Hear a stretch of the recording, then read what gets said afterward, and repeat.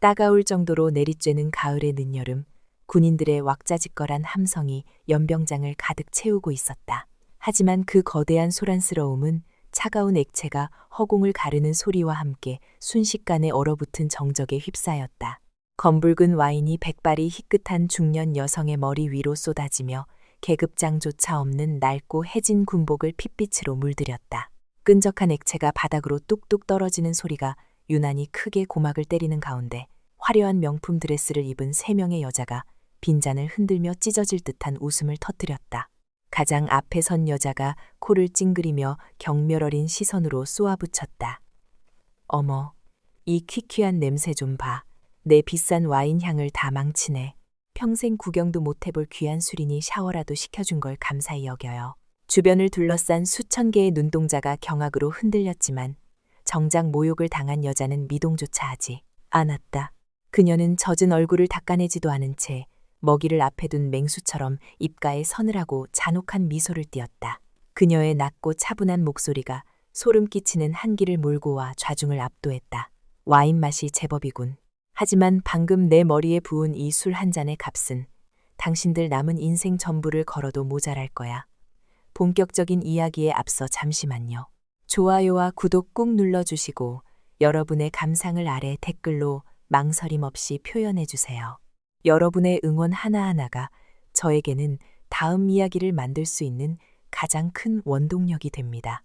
그리고 지금 어디에서 무엇을 하며 이 이야기를 듣고 계신지 알려주신다면 제게는 더 큰 기쁨이 될 겁니다. 시간을 조금 거슬러 올라가 보겠습니다. 저 붉은 와인이 강밀의 대장의 머리 위로 쏟아지기 정확히 3시간 전, 이 화려하지만 썩어빠진 축제에 막이 오르던 순간으로 말입니다. 가을의 높은 하늘 아래 국군의 날 행사가 열리는 연병장 입구엔 그야말로 아수라장이었습니다. 흙먼지가 자욱하게 피어오르는 비포장도로 위로 군용 트럭 대신 번쩍거리는 최고급 세단들이 줄지어 들어오고 있었습니다. 검은 타이어가 자갈을 지시기는 소리가 거칠게 바닥을 긁었고 엔진의 낮고 묵직한 진동이 대지를 울렸습니다. 차문이 열릴 때마다 쏟아져 나오는 것은 땀냄새 밴 군인들이 아니라 짙은 향수를 뿌린 고관대작들과 그들의 부인들이었습니다. 그 화려한 행렬의 가장자리, 아무도 거들떠보지 않는 위병소 초소 옆으로 한 노파가 걸어오고 있었습니다. 허름하기 짝이 없는 낡은 다전상에 계급장 하나 달려있지 않은 민무늬 군복, 그리고 펑퍼짐한 바지. 대한민국 국군 서열 1위 사성장군 강밀의 대장이 선택한 껍데기는 바로 은퇴한 늙은 군무원이었습니다. 그녀의 시선이 위병소 앞을 지키는 젊은 병사에게 머물렀습니다.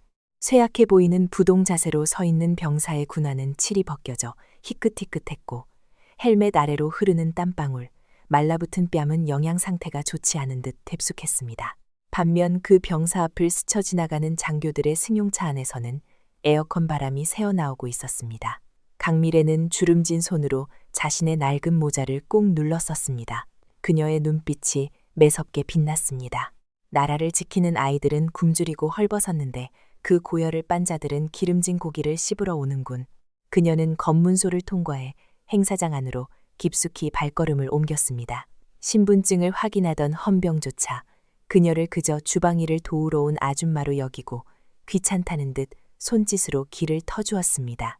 행사장 내부는 바깥과는 전혀 다른 세상이었습니다. 군악대의 웅장한 연주 소리가 공기를 가득 채우고 있었지만 그 소리는 전장의 비장함보다는 귀족들의 연회에 어울리는 유의처럼 들렸습니다. 하얀 식탁보가 깔린 원형 테이블 위에는 랍스터와 스테이크, 최고급 샴페인 타워가 햇빛을 받아 눈부시게 반짝였습니다. 고기가 익어가는 기름진 냄새와 달콤한 와인 향기가 코를 찔러왔습니다. 강미래는 구석진 곳에 있는 배식대 근처로 다가갔습니다. 그곳에서는 사병들이 먹을 퍽퍽한 빵과 식어버린 수프가 담겨 있었습니다. 그녀는 빵 한 조각을 집어들었습니다. 돌덩이처럼 딱딱했습니다. 이것이 내 병사들이 먹는 음식이라니. 그녀의 손에 힘이 들어가 빵 부스러기가 바닥으로 우수수 떨어졌습니다. 그때 저만치 중앙 테이블에서 귀를 찌르는 듯한 높은 웃음소리가 들려왔습니다. 마치 잘 닦인 유리창을 긁는 소리처럼 신경을 곤두서게 하는 날카로운 소음이었습니다. 어머, 최 여사, 그 가방 이번 시즌 신상 아니에요? 세상에 구하기 힘든 건데 어떻게 손에 넣었어? 강미래의 고개가 천천히 그곳으로 향했습니다. 화려한 원색 드레스를 입은 세 명의 여자가 서로의 장신구를 만지작거리며 호들갑을 떨고 있었습니다. 준장들의 부인들, 일명 1군단 사모님 3인방이었습니다. 분홍색 드레스를 입은 최사라가 턱을 치켜들며 콧소리를 섞어 대답했습니다. 하유, 우리 그이가 이번에 보급 창고 리모델링 예산을 좀 아꼈었나 봐. 병사들 내복 좀 덜 사면 어때? 덕분에 내 손목이 이렇게 빛나는데, 허허허. 그 옆에서 초록색 드레스를 입은 이 미미가 자신의 목에 걸린 진주 목걸이를 찰랑거렸습니다. 진주끼리 부딪히는 소리가 경박하게 울렸습니다. 맞아. 요즘 애들은 헝그리 정신이 없어서 문제라니까. 춥게 지내봐야 군인 정신이 들지. 우리 남편도 이번에 식자재 납품업체 바꾸고 남은 돈으로 내 차 바꿔줬잖아. 마지막으로 붉은 드레스를 입은 박주리가 와인잔을 빙글빙글 돌리며 거들었습니다. 난 이번에 골프장 회원권 하나 끊었어. 병사들 연병장 잔디 관리 비용으로 돌려댔다던데 뭐 어때? 걔네들은 흙바닥에서 구르는 게 일인데. 강미래의 눈썹이 꿈틀거렸습니다. 끓어오르는 분노가 심장 박동을 빠르게 만들었습니다.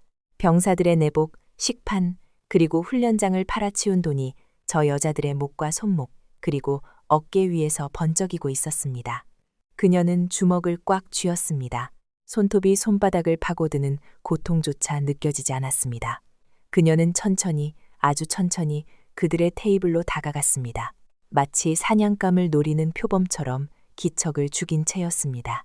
박주리가 들고 있던 와인잔이 비어가자 그녀는 짜증 섞인 손짓으로 허공을 휘저었습니다. 그때 그녀의 시야에 낡은 군복을 입은 강미래가 들어왔습니다. 박주리는 강미래를 위아래로 훑어보더니 입가에 비릿한 조소를 띠며 말했습니다. 거기 아줌마, 여기 와인 좀 더 채워봐요. 멀뚱히 서 있지 말고. 강미래는 멈칫했습니다. 그녀를 서빙하는 직원으로 착각한 것이 분명했습니다. 하지만 그녀는 당황하지 않았습니다. 오히려 이 상황을 이용해 저들의 밑바닥을 더 들여다보기로 했습니다. 그녀는 묵묵히 테이블 위에 놓인 와인병을 집어들었습니다. 병의 무게가 묵직하게 손목에 전해졌습니다. 그녀가 와인을 따르려 하자 최사라가 코를 막으며 부채질을 해댔습니다. 종이 부채가 파닥거리는 소리가 신경질적으로 들렸습니다. 아우, 냄새. 이 아줌마 며칠 안 씻었나 봐. 키키한 곰팡이 냄새가 진동을 하네. 군인 공제에서 나온 청소부인가? 수준 떨어지게 왜 이런 사람을 VIP 구역에 들인 거야? 이 미미가 낄낄거리며 맞장구를 쳤습니다. 그러게 말이야, 격 떨어지게. 아줌마, 와인 따를 때 튀지 않게 조심해요. 이거 한 방울이 아줌마 한 달 월급보다 비싸니까. 강미래는 묵묵히 와인을 따랐습니다. 붉은 액체가 잔 속으로 꼴꼴거리는 소리를 내며 쏟아져 들어갔습니다. 그녀는 와인병을 내려놓으며 쉰 목소리를 가장에 낮게 물었습니다. 군인들이 먹을 밥값을 아껴서 마시는 술이라 그런지 색깔이 참 붉군, 마치 피처럼. 그 한마디에 테이블 주변의 공기가 순식간에 차갑게 식어버렸습니다. 세 여자의 웃음소리가 뚝 끊겼습니다. 유리잔을 내려놓는 달그락 소리가 유난히 크게 들렸습니다. 최사라가 눈을 동그랗게 뜨고 강미래를 쏘아보았습니다. 그녀의 목소리가 한 옥타브 높아졌습니다. 뭐라고요? 지금 뭐라고 했어? 이 늙은 여자가 미쳤나? 박주리가 벌떡 일어나며 의자를 뒤로 밀쳐냈습니다.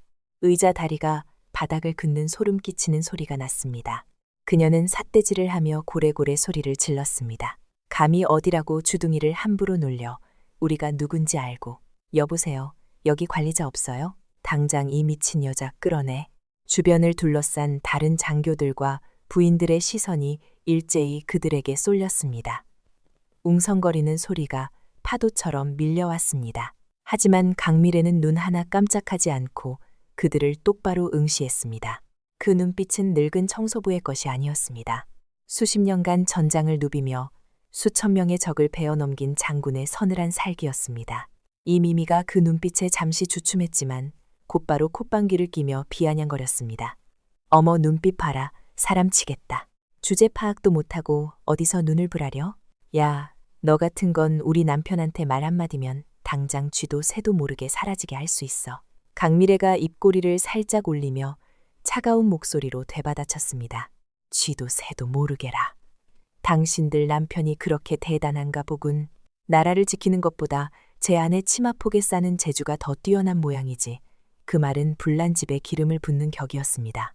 박주리의 얼굴이 붉게 달아올랐습니다. 그녀는 분을 이기지 못하고 식탁 위에 있던 와인잔을 집어들었습니다. 손이 부들부들 떨리고 있었습니다. 이 천박한 년이 끝까지 주변의 웅성거림이 더욱 커졌습니다. 저 여자 누구야? 미쳤나 봐. 준장 사모님들한테 대들다니 하는 수군거림이 들려왔습니다. 하지만 아무도 말리는 사람은 없었습니다. 다들 흥미진진한 구경거리가 생긴 양 지켜볼 뿐이었습니다. 강미래는 그들의 경멸어린 시선과 모욕적인 언사를 온몸으로 받아내고 있었습니다. 그녀의 가슴 속에서는 뜨거운 용암이 끓어오르고 있었지만 겉으로는 얼음처럼 차가웠습니다. 이것이 바로 내 군대의 민낯이구나. 썩을 대로 썩어 문드러진 화려한 껍데기 속에 감춰진 악취나는 진실. 최사라가 표독스러운 표정으로 한 발짝 다가왔습니다. 야, 꿇어. 당장 무릎 꿇고 빌어. 안 그러면 내년 연금이고 뭐고 다 끊어버리고 길바닥에 나앉게 해줄 테니까. 강미래는 헛웃음을 흘렸습니다. 무릎이라. 내 무릎은 조국과 국민을 위해서만 굽혀진다. 너희 같은 기생충들 앞에서는 굽히지 않으리라. 그 순간이었습니다. 이성의 끈이 끊어진 세 여자가 동시에 각자의 와인잔을 집어들었습니다. 찰랑거리는 붉은 액체가 잔 밖으로 넘실거렸습니다. 바로 그때였습니다. 우리가 처음 목격했던 그 장면, 강미래 대장의 머리 위로 와인이 쏟아지기 직전의 상황은 이렇게 완성되었습니다. 탐욕에 눈이 먼 자들의 오만함과 진실을 꿰뚫어보는 자의 분노가 충돌하기 직전의 폭풍전야. 공기 중에는 팽팽한 긴장감이 감돌았습니다. 멀리서 들려오던 군악대의 연주 소리마저 뚝 끊긴 것 같은 정적 속에서 강미래는 다가올 모욕을 피하지 않고 꼿꼿이 서 있었습니다. 그녀의 눈동자 속에는 이미 저들의 파멸이 예견되어 있었습니다. 이제 저 더러운 와인이 그녀를 적시는 순간 진짜 쇼가 시작될 것입니다. 껍데기가 벗겨지고 그 안에 숨겨져 있던 날카로운 송곳니가 드러나는 순간이 말입니다. 그녀들의 손에 들린 와인잔이 금방이라도 쏟아질 듯 위태롭게 흔들렸습니다. 하지만 최사라는 잔을 던지는 대신 입가에 비릿한 미소를 머금으며 천천히 손을 내렸습니다. 붉은 액체가 찰랑거리며 잔의 벽을 타고 흘러내렸습니다. 그녀는 마치 사냥감을 앞에 둔 맹수처럼 바로 죽이는 것보다 가지고 노는 쪽을 택한 것이 분명했습니다. 최사라가 나직하고 오만한 목소리로 말했습니다. 잠깐, 미미야, 주리야. 이 귀한 빈티지 와인을 이런 늙은 걸레에게 붓기엔 너무 아깝지 않니? 그냥 보내기엔 섭섭하고 우리 격조에 맞게 교육을 좀 시켜주는 게 좋겠어. 이 미미가 그 말뜻을 알아듣고는 낄낄거렸습니다. 그녀의 웃음소리는 잘 닦인 유리창을 긁는 소리처럼 신경을 곤두서게 만들었습니다. 아, 맞네. 언니 말이 맞아. 야, 아줌마, 너 운 좋은 줄 알아? 우리 남편들이 얼마나 무서운 사람인지 알면 오줌을 지릴 텐데 우리가 자비롭게 기회를 주는 거야. 박주리가 테이블 위에 놓여있던 묵직한 와인병을 집어들었습니다. 그리고는 강미래의 가슴에 거칠게 떠밀었습니다. 둔탁한 소리와 함께 강미래가 뒤로 주춤했습니다. 병의 무게보다 그 안에 담긴 모욕의 무게가 더 무거웠습니다. 따라봐. 박주리의 명령은 짧고 날카로웠습니다. 강미래는 병을 받아들었습니다. 차가운 유리병의 감촉이 손바닥을 파고들었습니다. 그녀의 거친 손마디가 하얗게 질렸습니다. 이 손은 지난 40년 동안 총을 들고 지도를 그리고 죽어가는 전우의 손을 잡았던 손이었습니다. 그런데 지금 조국의 기생충들에게 술을 따르라고 강요받고 있습니다. 강미래가 움직이지 않자 이 미미가 부채로 테이블을 탁 내리쳤습니다. 나무 테이블이 비명을 지르는 듯한 소리가 났습니다. 뭐해? 기까지 먹었어? 따르라고. 우리 기분 맞춰주면 네가 감히 우리한테 눈을 부라린 죄 용서해 줄 수도 있으니까. 강미래는 천천히 숨을 들이마셨습니다. 폐부 깊숙이 들어오는 공기에서 짙은 향수 냄새와 기름진 음식 냄새가 섞여났습니다. 그녀는 병을 잡은 손에 힘을 주며 천천히 박주리의 잔에 와인을 따르기 시작했습니다. 붉은 줄기가 꼴꼴거리는 소리를 내며 잔을 채웠습니다. 그 모습을 보며 세 여자는 만족스러운 듯 자기들끼리 눈빛을 교환했습니다. 마치 서커스단의 원숭이를 조련한 조련사들처럼 우쭐해하는 표정이었습니다. 이 미미가 자신의 옆에 놓인 가방을 쓰다듬으며 입을 열었습니다. 붉은색 악어 가죽이 햇빛을 받아 섬뜩하게 번들거렸습니다. 이것 봐. 아까부터 이 아줌마가 내 가방을 뚫어지게 쳐다보더라고. 왜? 평생 구경도 못할 물건이라 신기하니? 그녀는 가방을 들어 올려 강미래의 코앞에 들이밀었습니다. 가죽 특유의 냄새가 훅 끼쳐왔습니다. 이게 에르메스 버킨백이야.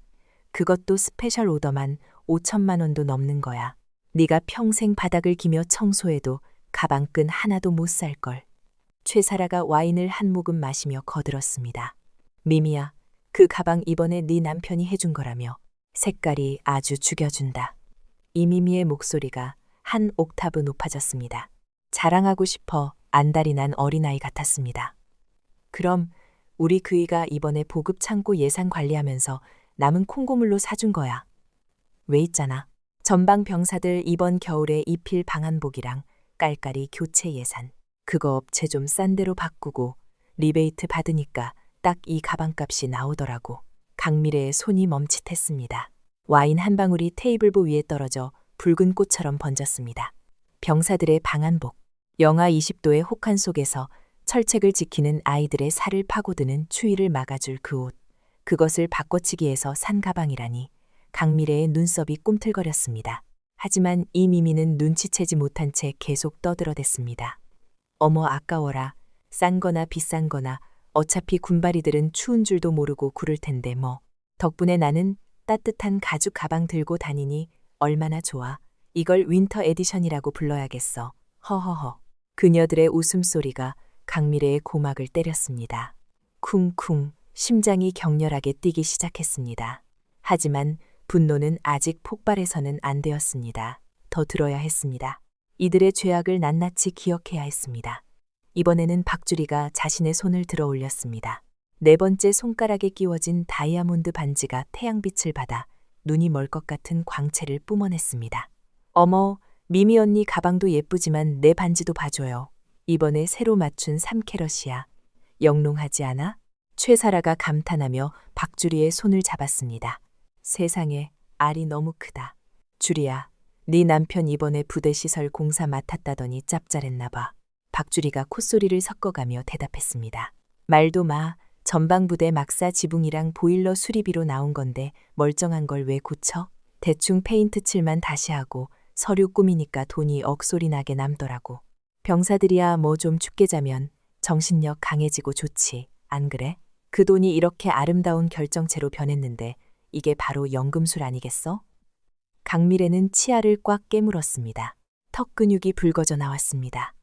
지난 겨울 난방이 고장난 내무반에서 서로의 체온에 의지에 잠들던 병사들의 얼굴이 떠올랐습니다. 동상에 걸려 시퍼렇게 변한 발가락을 부여잡고 울던 이등병의 모습이 스쳐 지나갔습니다. 저 반짝이는 돌덩이가 아이들의 체온을 빼앗아 간 대가였습니다. 그때 최사라가 구두굽으로 강미래의 정강이를 툭툭 쳤습니다. 야, 아줌마, 술 다 따랐으면 여기 좀 봐. 내 구두에 뭐가 묻었잖아. 아까 네가 지나가면서 먼지 일으킨 거 아니야? 그녀의 구두는 티끌 하나 없이 깨끗했습니다. 그저 강미래를 굴복시키고 싶은 변덕일 뿐이었습니다. 닦아.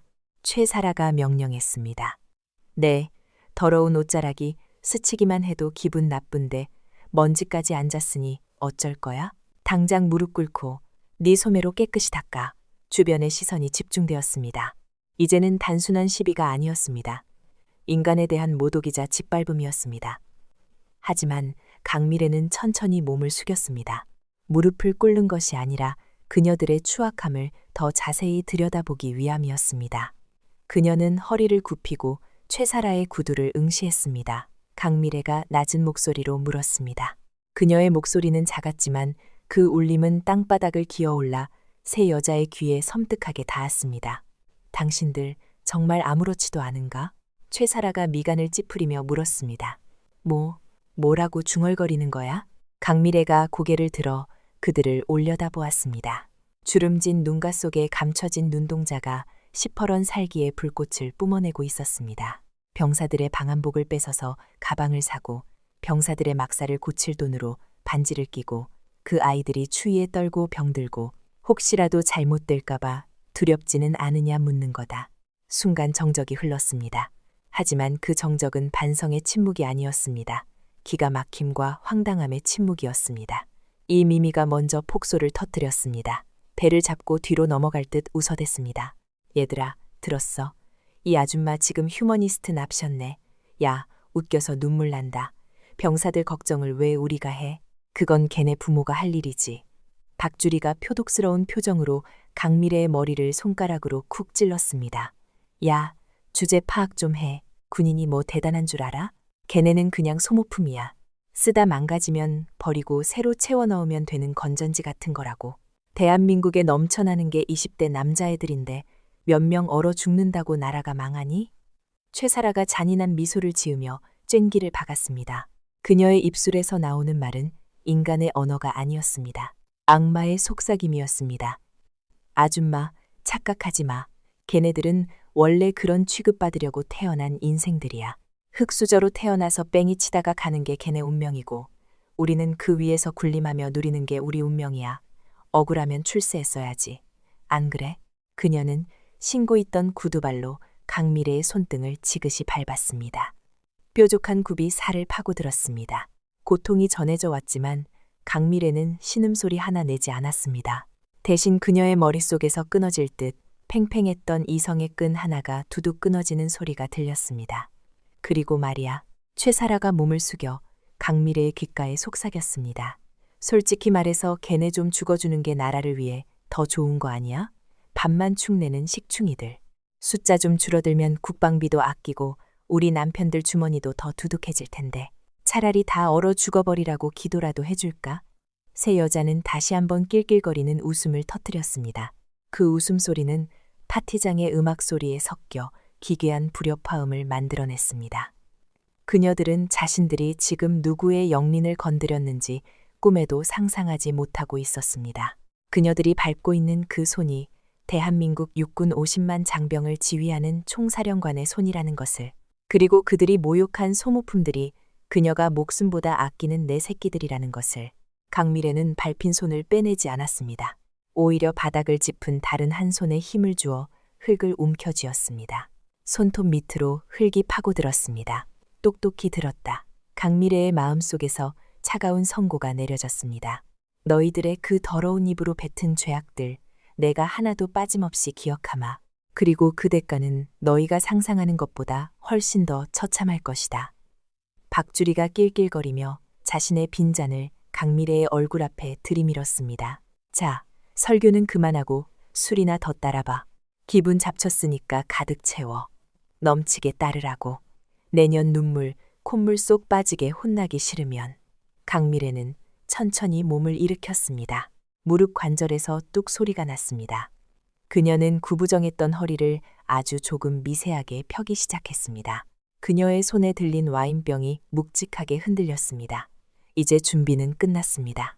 참을 만큼 참았고 들을 만큼 들었습니다. 더 이상의 인내는 군인의 미덕이 아니라 악에 대한 방조일 뿐입니다. 강미래의 눈빛이 돌변했습니다.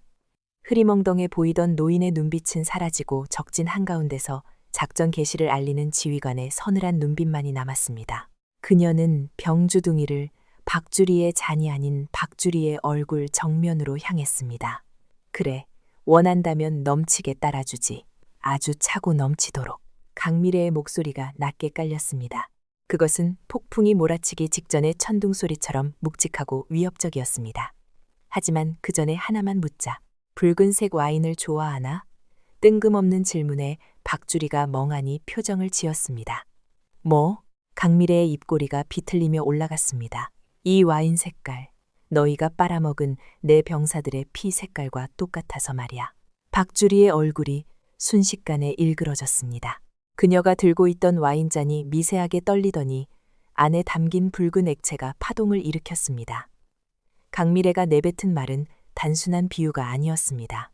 그것은 전장의 참호에서 뒹굴어 본 사람만이 뿜어낼 수 있는 피비린내 나는 살기였습니다. 그 서늘한 기운에 압도된 박주리는 잠시 할 말을 잃고 멍하니 입을 벌렸습니다. 하지만 그 침묵은 오래가지 않았습니다. 수치심이 공포를 덮어버렸기 때문입니다. 감히 식당 아줌마 따위가 감히 일성 장군의 사모님인 자신에게 눈을 부라리며 훈계를 하다니. 박주리의 얼굴이 불그락부르락 달아올랐습니다. 그녀는 쥐고 있던 와인잔을 신경질적으로 테이블 위에 쾅 내려놓았습니다. 유리잔이 부딪히는 날카로운 파열음이 주변의 공기를 찢었습니다. 뭐? 피? 병사들의 피? 박주리의 목소리가 옥타브를 높이며 찢어졌습니다. 그녀는 믿을 수 없다는 듯 최사라와 이미미를 번갈아 쳐다보며 과장된 몸짓을 했습니다. 얘들아, 너희 지금 들었니? 이 늙은 여자가 지금 나한테 뭐라고 짓거린 거야? 우리가 병사들 피를 빨아먹어? 우리가? 최사라가 팔짱을 끼며 한 걸음 앞으로 나섰습니다. 그녀의 눈매가 독사처럼 가늘어졌습니다. 기가 막혀서 말이 안 나오네. 호의를 베풀어서 파티 구경 좀 시켜줬더니 주인을 물려고 들어. 이미미 역시 부채질을 하던 손을 멈추고 표독스러운 표정으로 강미래를 쏘아보았습니다. 세 여자는 마치 사냥감을 포위하는 하이에나 떼처럼 강미래를 중심으로 반원을 그리며 다가섰습니다. 향수 냄새와 알코올 냄새가 섞인 역겨운 공기가 강미래의 코끝을 찔렀습니다. 강미래는 그들의 포위망 속에서도 미동도 하지 않았습니다. 그녀는 천천히, 아주 천천히 허리에 두르고 있던 앞치마의 매듭을 풀었습니다. 호의라고 했나? 강미래의 낮은 목소리가 그들의 소란스러운 비난을 뚫고 들어갔습니다. 도둑질한 돈으로 산 명품을 자랑하는 게 호의인가? 나라를 지키다 다친 아이들을 조롱하는 게 너희들의 호의인가? 그녀는 손에 쥔 앞치마를 바닥에 떨어뜨렸습니다. 힘없이 바닥으로 떨어지는 천조각 소리가 유난히 크게 들렸습니다. 더 이상 너희들의 그 역겨운 노름에 장단 맞춰줄 생각 없다. 비켜라. 강미래가 몸을 돌려 자리를 뜨려 했습니다. 그 순간 날카로운 손톱이 그녀의 어깨를 낚아챘습니다. 최사라였습니다. 어딜 도망가? 야, 너 거기 안 서? 최사라는 강미래의 어깨를 거칠게 잡아당겨 다시 자신들을 마주보게 했습니다. 낡은 군복 상의가 팽팽하게 당겨졌습니다. 누구 맘대로 가? 우리가 가라고 할 때까지 넌 못 가. 너 오늘 아주 잘못 걸렸어. 감히 장군 사모님들한테 설교를 해? 네가 뭐라도 된 줄 알아? 최사라는 핸드백을 열더니 가죽 지갑을 꺼냈습니다. 가죽 지갑이 열리는 소리가 들렸고 그녀는 그 안에서 5만 원 지폐 뭉치를 꺼내 들었습니다. 돈이 없어서 독이 올랐나 본데. 그래, 적선하는 셈 치고 줄게. 이거 먹고 떨어져. 최사라는 지폐 뭉치를 강미래의 얼굴을 향해 뿌렸습니다. 푸드득. 빳빳한 신권 지폐들이 공중에서 흩날리며 강미래의 얼굴을 때렸습니다. 종이의 날카로운 모서리가 그녀의 뺨을 스치고 지나갔습니다. 따끔한 통증보다 더한 모멸감이 느껴졌습니다. 노란색 지폐들이 눈처럼 흩날리다 바닥에 흙먼지 위로 떨어졌습니다.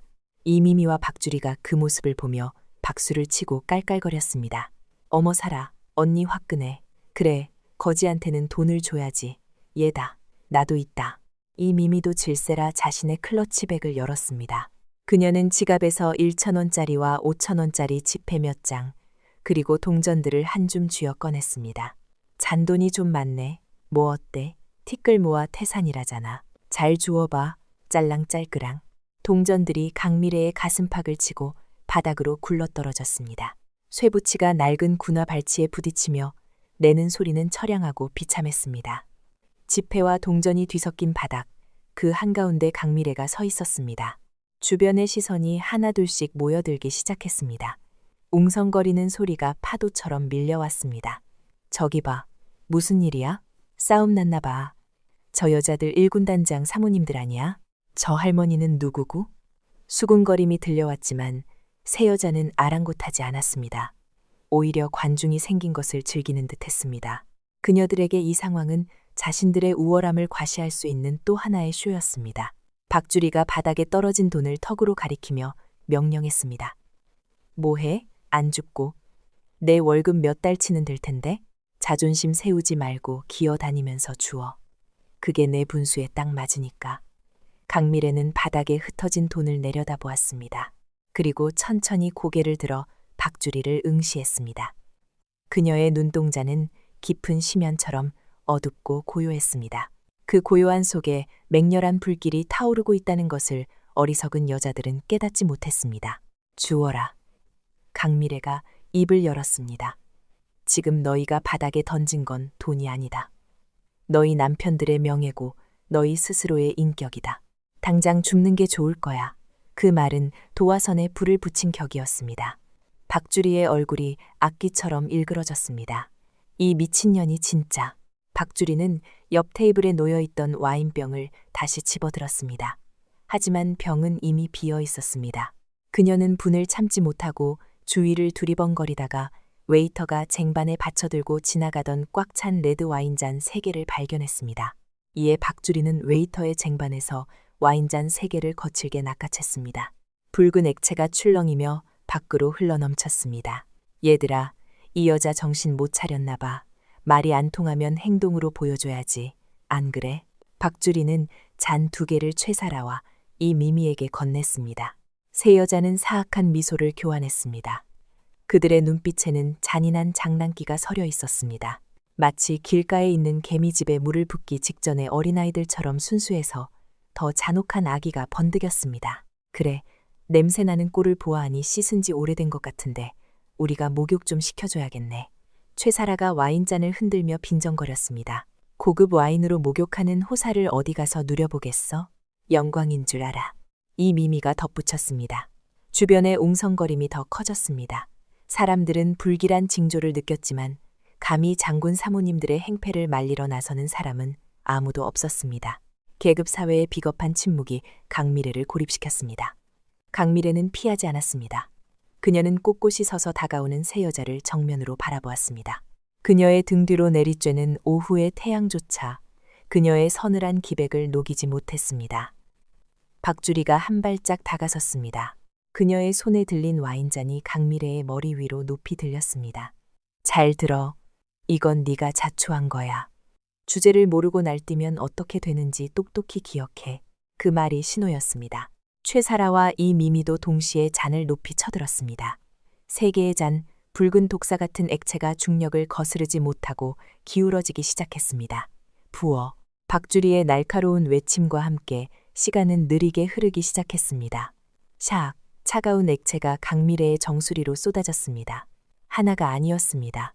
3줄기의 붉은 폭포가 동시에 그녀를 덮쳤습니다. 진한 포도주 향기가 코를 찔렀습니다.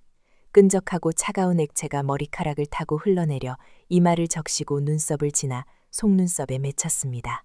시야가 붉게 물들었습니다. 뚝뚝 두두둑. 와인은 멈추지 않고 흘러내렸습니다.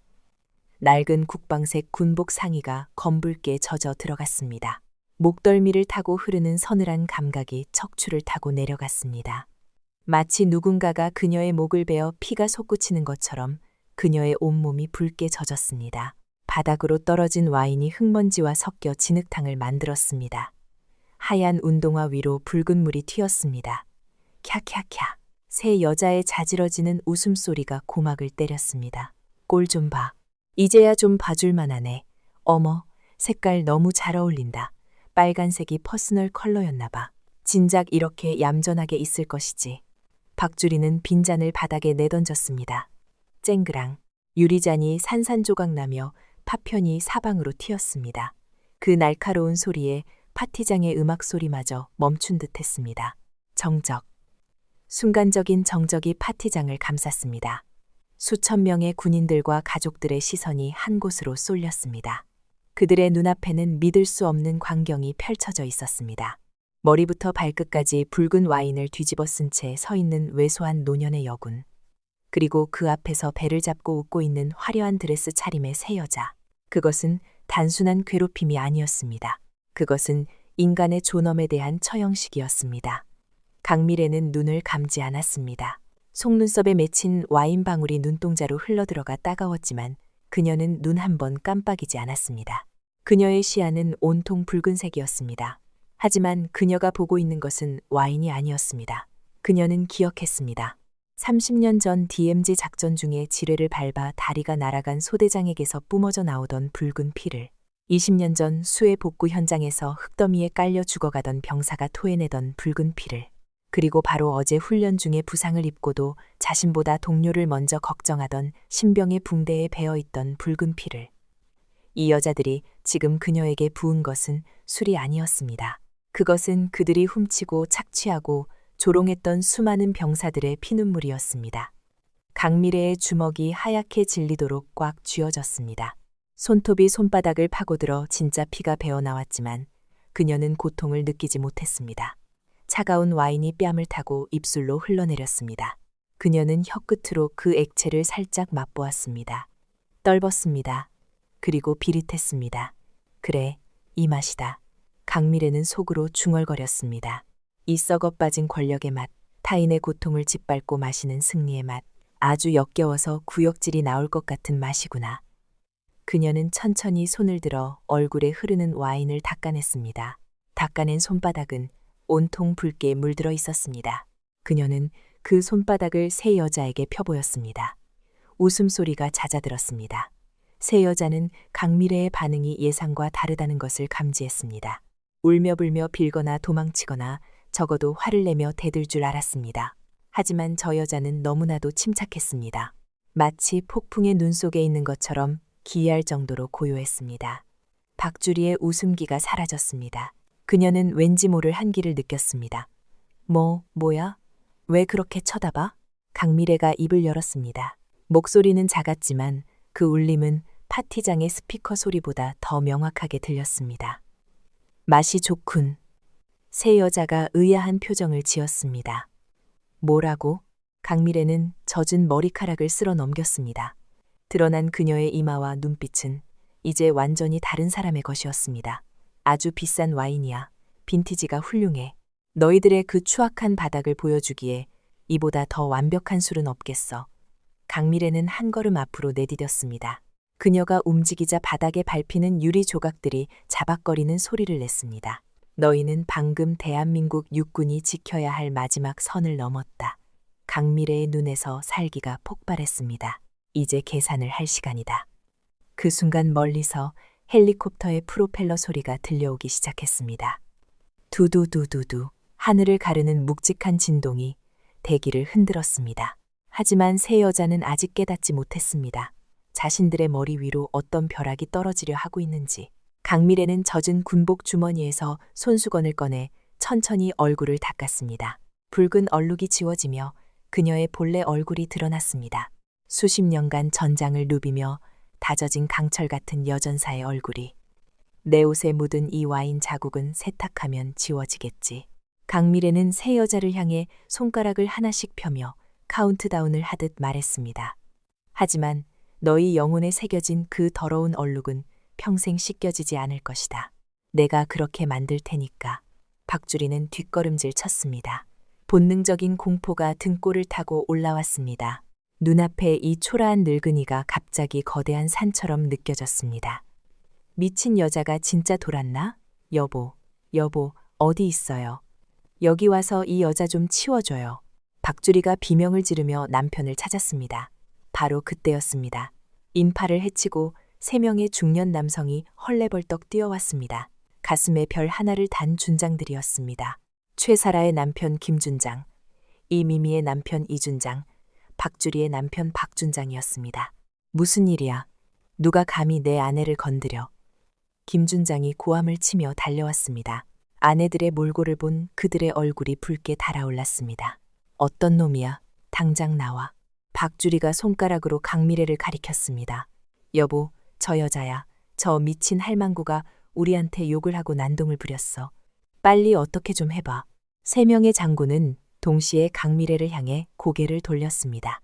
그들의 눈에는 분노가 가득했습니다. 감히 일성 장군의 아내를 건드린 하극상 분자를 즉결 처형이라도 할 기세였습니다. 하지만 그들의 시선이 와인에 젖은 강미래의 얼굴에 닿는 순간, 그리고 그녀의 어깨 너머 와인에 젖어 축 늘어진 계급장이 아닌 그녀가 뿜어내는 압도적인 기세를 마주하는 순간 세 장군의 표정이 동시에 굳어버렸습니다. 분노는 경악으로, 경악은 공포로, 그리고 공포는 절망으로 바뀌었습니다. 김준장의 다리가 후들거리기 시작했습니다. 입술이 파르르 떨렸습니다. 그는 자신의 눈을 의심했습니다. 설마 아니겠지. 저분이 왜 여기에? 왜 저런 꼴로? 강미래가 젖은 머리카락 사이로 그들을 쏘아보며 나직하지만 천둥 같은 목소리로 명령했습니다. 자네들 부인 관리 교육을 어떻게 시켰길래 상관에게 술 세례를 퍼붓게 하나. 그 한마디. 상관이라는 단어가 뗀기를 박았습니다. 이준장이 헛숨을 들이키며 비틀거렸습니다. 박준장은 들고 있던 와인잔을 떨어뜨렸습니다. 그리고 파티장에 있던 2,000명의 군중이 숨을 죽이고 지켜보는 가운데 3명의 건장한 장군들이 동시에 무릎을 꿇었습니다. 덜썩, 덜썩, 덜썩. 무릎이 바닥에 부딪히는 소리가 연달아 울렸습니다. 사령관님. 김준장의 비명에 가까운 외침이 터져 나왔습니다. 그는 와인과 흙투성이가 된 바닥에 머리를 박고 사시나무 떨듯 떨기 시작했습니다. 죽을 죄를 지었습니다. 사령관님을 몰라뵙고. 상황을 이해하지 못한 박주리가 눈을 동그랗게 뜨고 소리쳤습니다. 여보, 미쳤어? 왜 이 거지 같은 할망구한테 무릎을 꿇어? 일어나. 당장 일어나서 밟아버리라고. 김준장이 고개를 처박은 채 찢어지는 목소리로 고함쳤습니다. 닥쳐, 이 멍청한 여편네야.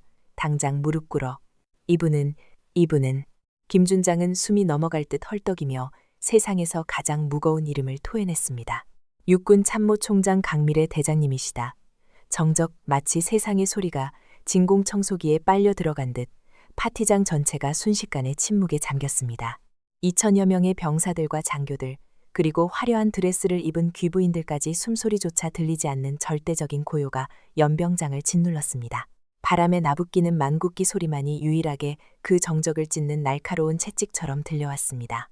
김준장의 입에서 터져나온 육군 참모총장이라는 단어는 공기 중에 흩어지지 않고 납덩이처럼 무겁게 사람들의 고막을 때렸습니다. 박주리는 자신의 귀를 의심했습니다. 지금 남편이 뭐라고 한 거지? 육군 참모총장. 이 와인 냄새 나는 늙은 여자가. 그녀의 뇌는 눈앞의 현실을 거부했습니다. 그럴 리가 없습니다. 참모총장이라면 번쩍이는 정복의 훈장을 주렁주렁 달고 있어야 했습니다. 이렇게 낡아빠진 군복에 머리에는 싸구려 와인을 뒤집어 쓴 채 서 있을 리가 없습니다. 그녀의 오만함은 현실 파악을 방해하는 가장 큰 독이었습니다. 박주리가 바닥에 머리를 박고 있는 남편의 어깨를 거칠게 잡아당기며 날카롭게 쏘아붙였습니다. 여보, 당신 더위 먹었어? 아니면 낮술했어? 무슨 헛소리야. 이 여자는 그냥 급식소에서 일하는 늙은이라고. 내가 봤어. 내 눈으로 똑똑히 봤단 말이야. 옆에 있던 최사라도 부들부들 떨고 있는 이준장의 등을 찰싹 때리며 거들었습니다. 그래요. 아까 우리한테 서빙이나 하던 주제에 건방지게 훈계질을 하길래 우리가 좀 혼내준 것뿐이라고요. 빨리 일어나요. 쪽팔리게 왜 이래, 진짜. 하지만 그들의 남편들은 일어날 생각조차 못했습니다. 아니, 일어날 수 없었습니다. 땅바닥에 이마를 붙인 채 마치 도살장에 끌려온 짐승처럼 격렬하게 떨고 있을 뿐이었습니다. 그때 와인에 젖은 강미래가 천천히 한 걸음을 내디뎠습니다. 흙바닥을 밟는 군화 소리가 증폭기를 댄 듯 크게 울렸습니다. 그 소리는 단순한 발걸음이 아니었습니다. 하영수에게 다가오는 집행관의 발소리였습니다. 강미래는 주머니에서 손수건을 꺼내 천천히 얼굴을 닦았습니다. 붉은 와인이 닦여나간 자리에 세월의 흔적이 훈장처럼 새겨진 강인한 눈빛이 드러났습니다. 그 눈빛은 맹수와 같았습니다. 먹잇감의 숨통을 끊기 전 조용히 관찰하는 맹수의 눈. 그녀가 손수건을 바닥에 툭 던지며 입을 열었습니다. 계속해봐. 낮고 건조한 그러나 뼛속까지 스며드는 한기가 서린 목소리였습니다. 서빙이나 하던 주제에. 이 미미가 입술을 삐죽이며 콧방귀를 뀌었습니다. 분위기 파악을 전혀 하지 못한 채 그녀는 여전히 자신이 이 구역의 여왕이라고 착각하고 있었습니다. 주제를 알아야지. 감히 별님들의 사모님들 옷에 와인을 튀겨? 그게 얼마나 비싼 옷인 줄이나 알아요? 당신 1년치 월급을 다 모아도 못 사는 짝. 날카로운 파열음이 연병장의 공기를 갈랐습니다. 이 미미의 고개가 옆으로 확 돌아갔습니다. 그녀의 뺨이 순식간에 붉게 부어 올랐습니다. 그녀의 눈이 튀어나올 듯 커졌습니다. 때린 사람은 강미래가 아니었습니다. 바닥에 엎드려 있던 박준장이 용수철처럼 튀어올라 아내의 뺨을 후려갈긴 것이었습니다. 악! 이 미미가 비명을 지르며 뺨을 감싸 쥐었습니다. 당신 지금 뭐 하는 거야? 미쳤어. 박준장의 눈은 공포로 뒤집혀 흰자위가 번들거리고 있었습니다. 그는 아내를 보호하기 위해서가 아니라 자신의 목숨을 부지하기 위해 이성을 잃은 상태였습니다. 그가 짐승처럼 울부짖으며 아내의 멱살을 잡고 흔들었습니다. 이 멍청한 여편네야, 닥치라고 했잖아. 죽고 싶어 환장했어? 네 눈에는 저 별이 안 보여? 어깨를 보란 말이야. 어깨를. 박준장의 손가락이 떨리는 끝으로 강미래의 어깨를 가리켰습니다. 와인에 젖어 축축해진 야전상에 그 견장 위에는 아무런 계급장도 달려있지 않았습니다. 보안을 위해 떼어 놓았기 때문입니다. 하지만 박준장은 알고 있었습니다. 저 낡은 군복의 주인만이 가질 수 있는 보이지 않는 4개의 별이 뿜어내는 압도적인 위압감을 박준장이 다시 바닥에 무릎을 꿇으며 피를 토하듯 소리쳤습니다.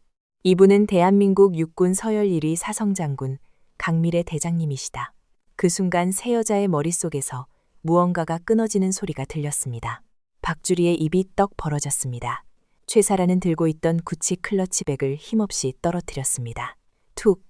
가방이 흙바닥에 뒹굴었지만 줍는 사람은 아무도 없었습니다. 사성 장군, 대장, 참모총장, 그 단어들의 의미가 뒤늦게 쓰나미처럼 밀려왔습니다. 자신들이 남편의 일성 계급을 믿고 설치던 그 세상 위에는 감히 쳐다볼 수도 없는 태양 같은 존재가 있었습니다. 그리고 그 태양에게 그들은 오물을 끼얹은 것입니다. 박주리의 다리가 젤리처럼 흐물거렸습니다. 그녀는 중심을 잃고 비틀거리다가 엉덩방아를 만지며 주저앉았습니다. 말도 안 돼. 강미래는 그들의 추태를 무표정하게 내려다보았습니다. 그리고 천천히, 아주 천천히 머리카락에서 뚝뚝 떨어지는 와인을 손가락으로 찍어 입가로 가져갔습니다. 혀끝으로 붉은 액체를 맛보는 그녀의 모습은 기괴하면서도 성스러운 공포를 자아냈습니다. 달콤하군. 그녀가 입꼬리를 비틀어 웃었습니다. 그 미소는 보는 이들의 심장을 얼어붙게 만들었습니다. 내 병사들의 피를 빨아먹고 산 너희들에게는 이 와인이 참 달겠어. 강미래의 시선이 바닥에 엎드린 3명의 준장들을 차례로 훑었습니다.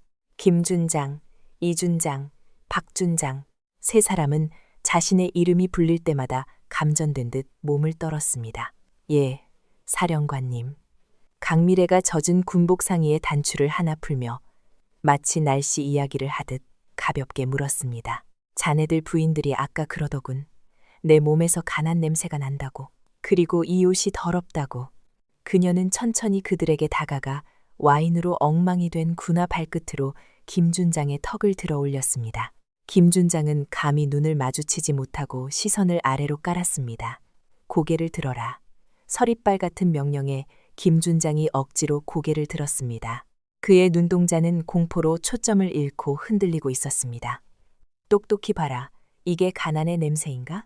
강미래가 자신의 군복을 가리켰습니다. 이건 40년 동안 전장을 뒹굴며 밴 흙냄새다.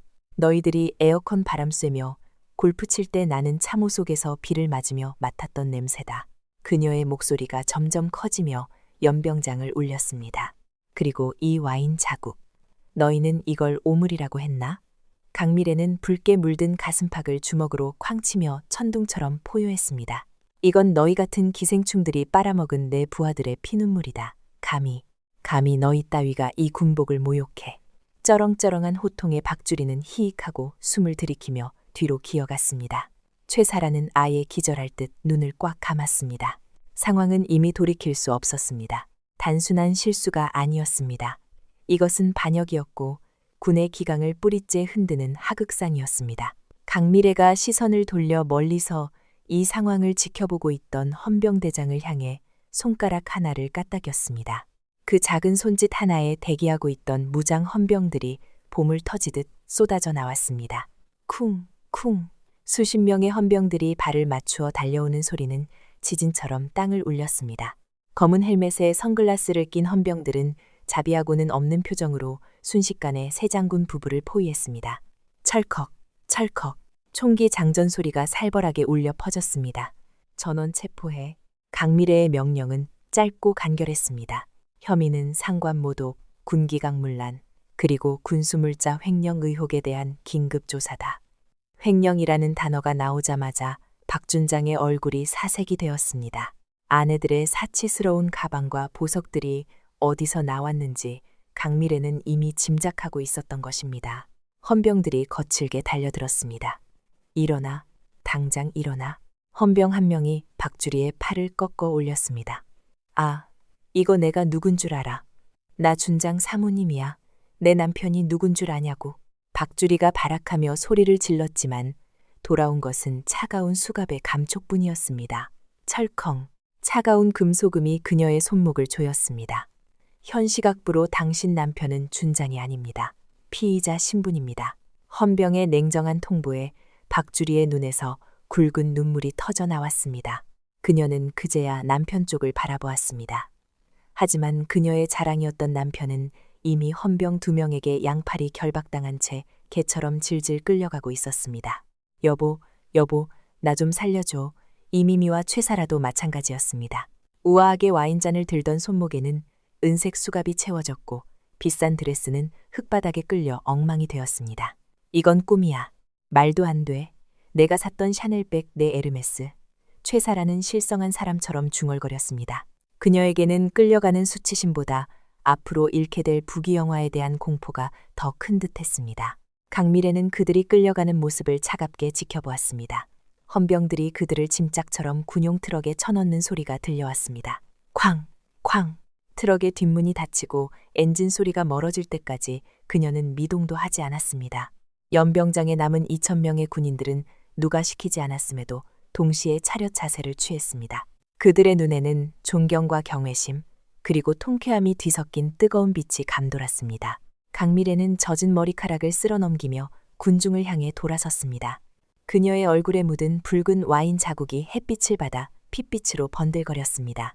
그것은 마치 전쟁터에서 승리하고 돌아온 장군의 개선식과도 같았습니다.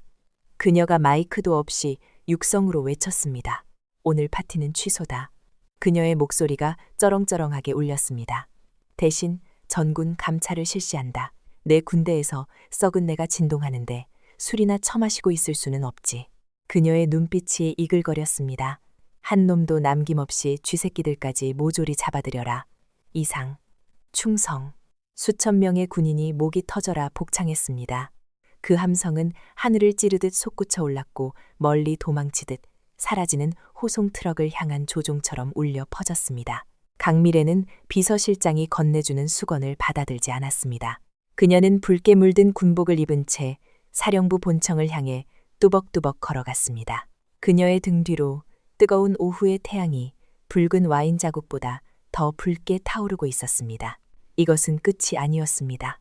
이제 막 시작된 전쟁의 서막일 뿐이었습니다. 진짜 적들은 아직 그림자 속에 숨어 웃고 있을 테니까요. 강미래의 입가에 서늘한 미소가 스쳤습니다. 기다려라, 오만석, 그리고 황중장. 다음은 내 놈들 차례다. 그녀가 주먹을 꽉 쥐자 손가락 사이로 붉은 와인 방울이 핏방울 툭 바닥으로 떨어졌습니다. 밤 11시. 육군본부 지하 2층 특별감사실의 공기는 얼음장처럼 차가웠습니다. 벽면을 가득 채운 대형 모니터에서는 수십 개의 계좌 내역과 군수품 납품 리스트가 쉴 새 없이 스크롤되고 있었습니다. 수십 명의 감사관들이 키보드를 두드리는 소리가 마치 빗줄기처럼 쏟아졌지만 그 누구도 입을 여는 사람은 없었습니다. 오직 중앙 테이블에 앉아 서류를 넘기는 강미래 대장의 손길만이 묵직한 압박감을 만들어내고 있었습니다. 그녀가 보고서 한 장을 들어 올리며 헌병대장에게 물었습니다. 목소리는 낮았지만 그 안에 담긴 분노는 활화산처럼 뜨거웠습니다. 이게 사실인가? 병사들에게 지급되어야 할 방탄조끼 예산 30억이 고작 사모님들 명품 가방과 골프 회원권으로 둔갑했다는 게? 헌병대장이 고개를 푹 숙인 채 떨리는 목소리로 대답했습니다. 그렇습니다, 대장님. 납품된 방탄조끼는 사실상 플라스틱 판자에 불과했습니다. 성능 테스트 결과 권총탄조차 막지 못했습니다. 강미래의 손에 들린 보고서가 구겨지는 소리가 섬뜩하게 울렸습니다. 그녀의 눈앞에 총알 뚫려 피 흘리며 쓰러져갈 어린 병사들의 모습이 스쳐 지나갔습니다. 이것은 단순한 횡령이 아니었습니다. 명백한 살인 미수였습니다. 그녀가 책상을 내리치려는 순간 육중한 철문이 열리는 소리가 감사실의 정적을 깼습니다. 군화 소리가 아닌 고급 구두가 대리석 바닥을 톡톡 두드리는 경쾌하고도 거만한 발소리가 들려왔습니다. 감사관들의 시선이 일제히 문 쪽으로 쏠렸습니다. 잘 다림질된 이탈리아산 맞춤 정장을 입은 중년 남자가 여유로운 미소를 띠며 걸어 들어왔습니다. 국회 국방위원회 소속 실세 오만석 의원이었습니다. 그리고 그 뒤로 비열한 웃음을 흘리고 있는 황 중장이 그림자처럼 따라붙었습니다. 오만석 의원이 마치 자신의 안방인 양 감사실을 휘둘러보며 비릿한 웃음을 지었습니다. 아이고, 강 대장님, 밤늦게까지 고생이 많으십니다. 늙은 몸으로 이렇게 무리하시다가 쓰러지시면 국가적 손실 아니겠습니까? 강미래가 의자에서 천천히 일어났습니다. 그녀의 시선이 오만석의 기름진 얼굴에 꽂혔습니다. 민간인이, 그것도 감사가 진행 중인 보안구역에 함부로 들어올 수 있는 권한은 없습니다. 나가십시오. 하지만 오만석은 아랑곳하지 않고 강미래의 책상 앞으로 다가와 그녀가 보고 있던 비리 문서를 손가락으로 툭 쳤습니다. 종이가 펄럭거리는 소리가 모욕적으로 들렸습니다. 그가 몸을 숙여 강미래의 귀에 대고 속삭이듯 말했습니다. 권한이라, 강 대장님, 정치를 너무 모르시네. 총보다 더 무서운 게 정치고 정치보다 더 무서운 게 돈입니다. 이 조사는 여기서 끝내시죠. 강미래의 눈썹이 꿈틀했습니다. 그녀가 한 발짝 앞으로 나서며 오만석을 노려보았습니다. 지금 내게 명령하는 겁니까? 내 병사들의 목숨값을 훔쳐간 도둑놈들을 비호하겠다는 겁니까? 오만석 뒤에 서 있던 황 중장이 끼어들었습니다. 그의 목소리에는 숨길 수 없는 조롱이 섞여 있었습니다. 선배님, 아니, 대장님 말씀을 좀 가려하시죠. 오 의원님은 다음 국방 예산을 결정하시는 분입니다. 그리고 헌병대에서 구속한 3명의 준장들, 그 친구들 풀어주라는 명령서가 방금 검찰청에서 내려왔습니다. 강미래의 동공이 흔들렸습니다. 그녀가 헌병대장을 바라보자 헌병대장은 차마 고개를 들지 못한 채 울리는 전화기를 집어들었습니다. 수화기 너머로 들려오는 다급한 보고 소리가 강미래의 귀에도 선명하게 들렸습니다. 대장님, 검찰청 특수부에서 영장 기각 서류를 들고 왔습니다. 구속된 준장들을 지금 당장 석방하랍니다. 막을 수가 없습니다. 강미래가 주먹을 꽉 쥐었습니다. 손톱이 손바닥을 파고들었지만 고통은 느껴지지 않았습니다. 법 위에 군림하는 권력, 그 거대한 벽이 실체화되어 눈앞에 서 있었습니다. 오만석 의원이 혀를 촉글 찼습니다. 에이, 그러니까 적당히 하셨어야죠. 늙은 여자가 도끼만 올라서 설치니까 보기 안 좋지 않습니까? 가서 뜨개질이나 하시지. 왜 남자들 노는 판에 끼어서 나댑니까? 그는 주머니에서 최고급 시가를 꺼내 입에 물고는 뻔뻔하게도 강미래의 어깨를 툭툭 쳤습니다. 강 대장, 당신 시대는 끝났어. 이제 그 별 내려놓을 준비나 해. 오만석과 황 중장이 낄낄거리며 감사실을 빠져나갔습니다. 그들의 웃음소리가 복도를 타고 멀어질 때까지 강미래는 움직일 수 없었습니다. 잠시 후 감사실의 대형 모니터 화면이 갑자기 뉴스 속보로 바뀌었습니다. 긴급 속보, 육군 참모총장 강미래, 부하 직원 부인들에게 폭언 및 폭행 논란. 앵커의 목소리가 날카롭게 귀에 박혔습니다. 화면에는 교묘하게 편집된 영상이 흘러나오고 있었습니다. 강미래가 소리를 지르는 장면만 클로즈업되었고 사모님들이 그녀를 모욕하고 와인을 붓는 장면은 온데간데 없이 사라져 있었습니다. 오히려 사모님들이 피해자인 척 눈물을 흘리는 인터뷰가 이어졌습니다. 최사라가 퉁퉁 부은 눈을 하고 카메라를 향해 가련하게 호소했습니다. 저희는 그저 장병들을 위해 봉사하러 갔을 뿐인데 대장님이 갑자기 늙은 여자가 실성하면서 저희에게 와인잔을 던지셨어요. 너무 무서웠어요.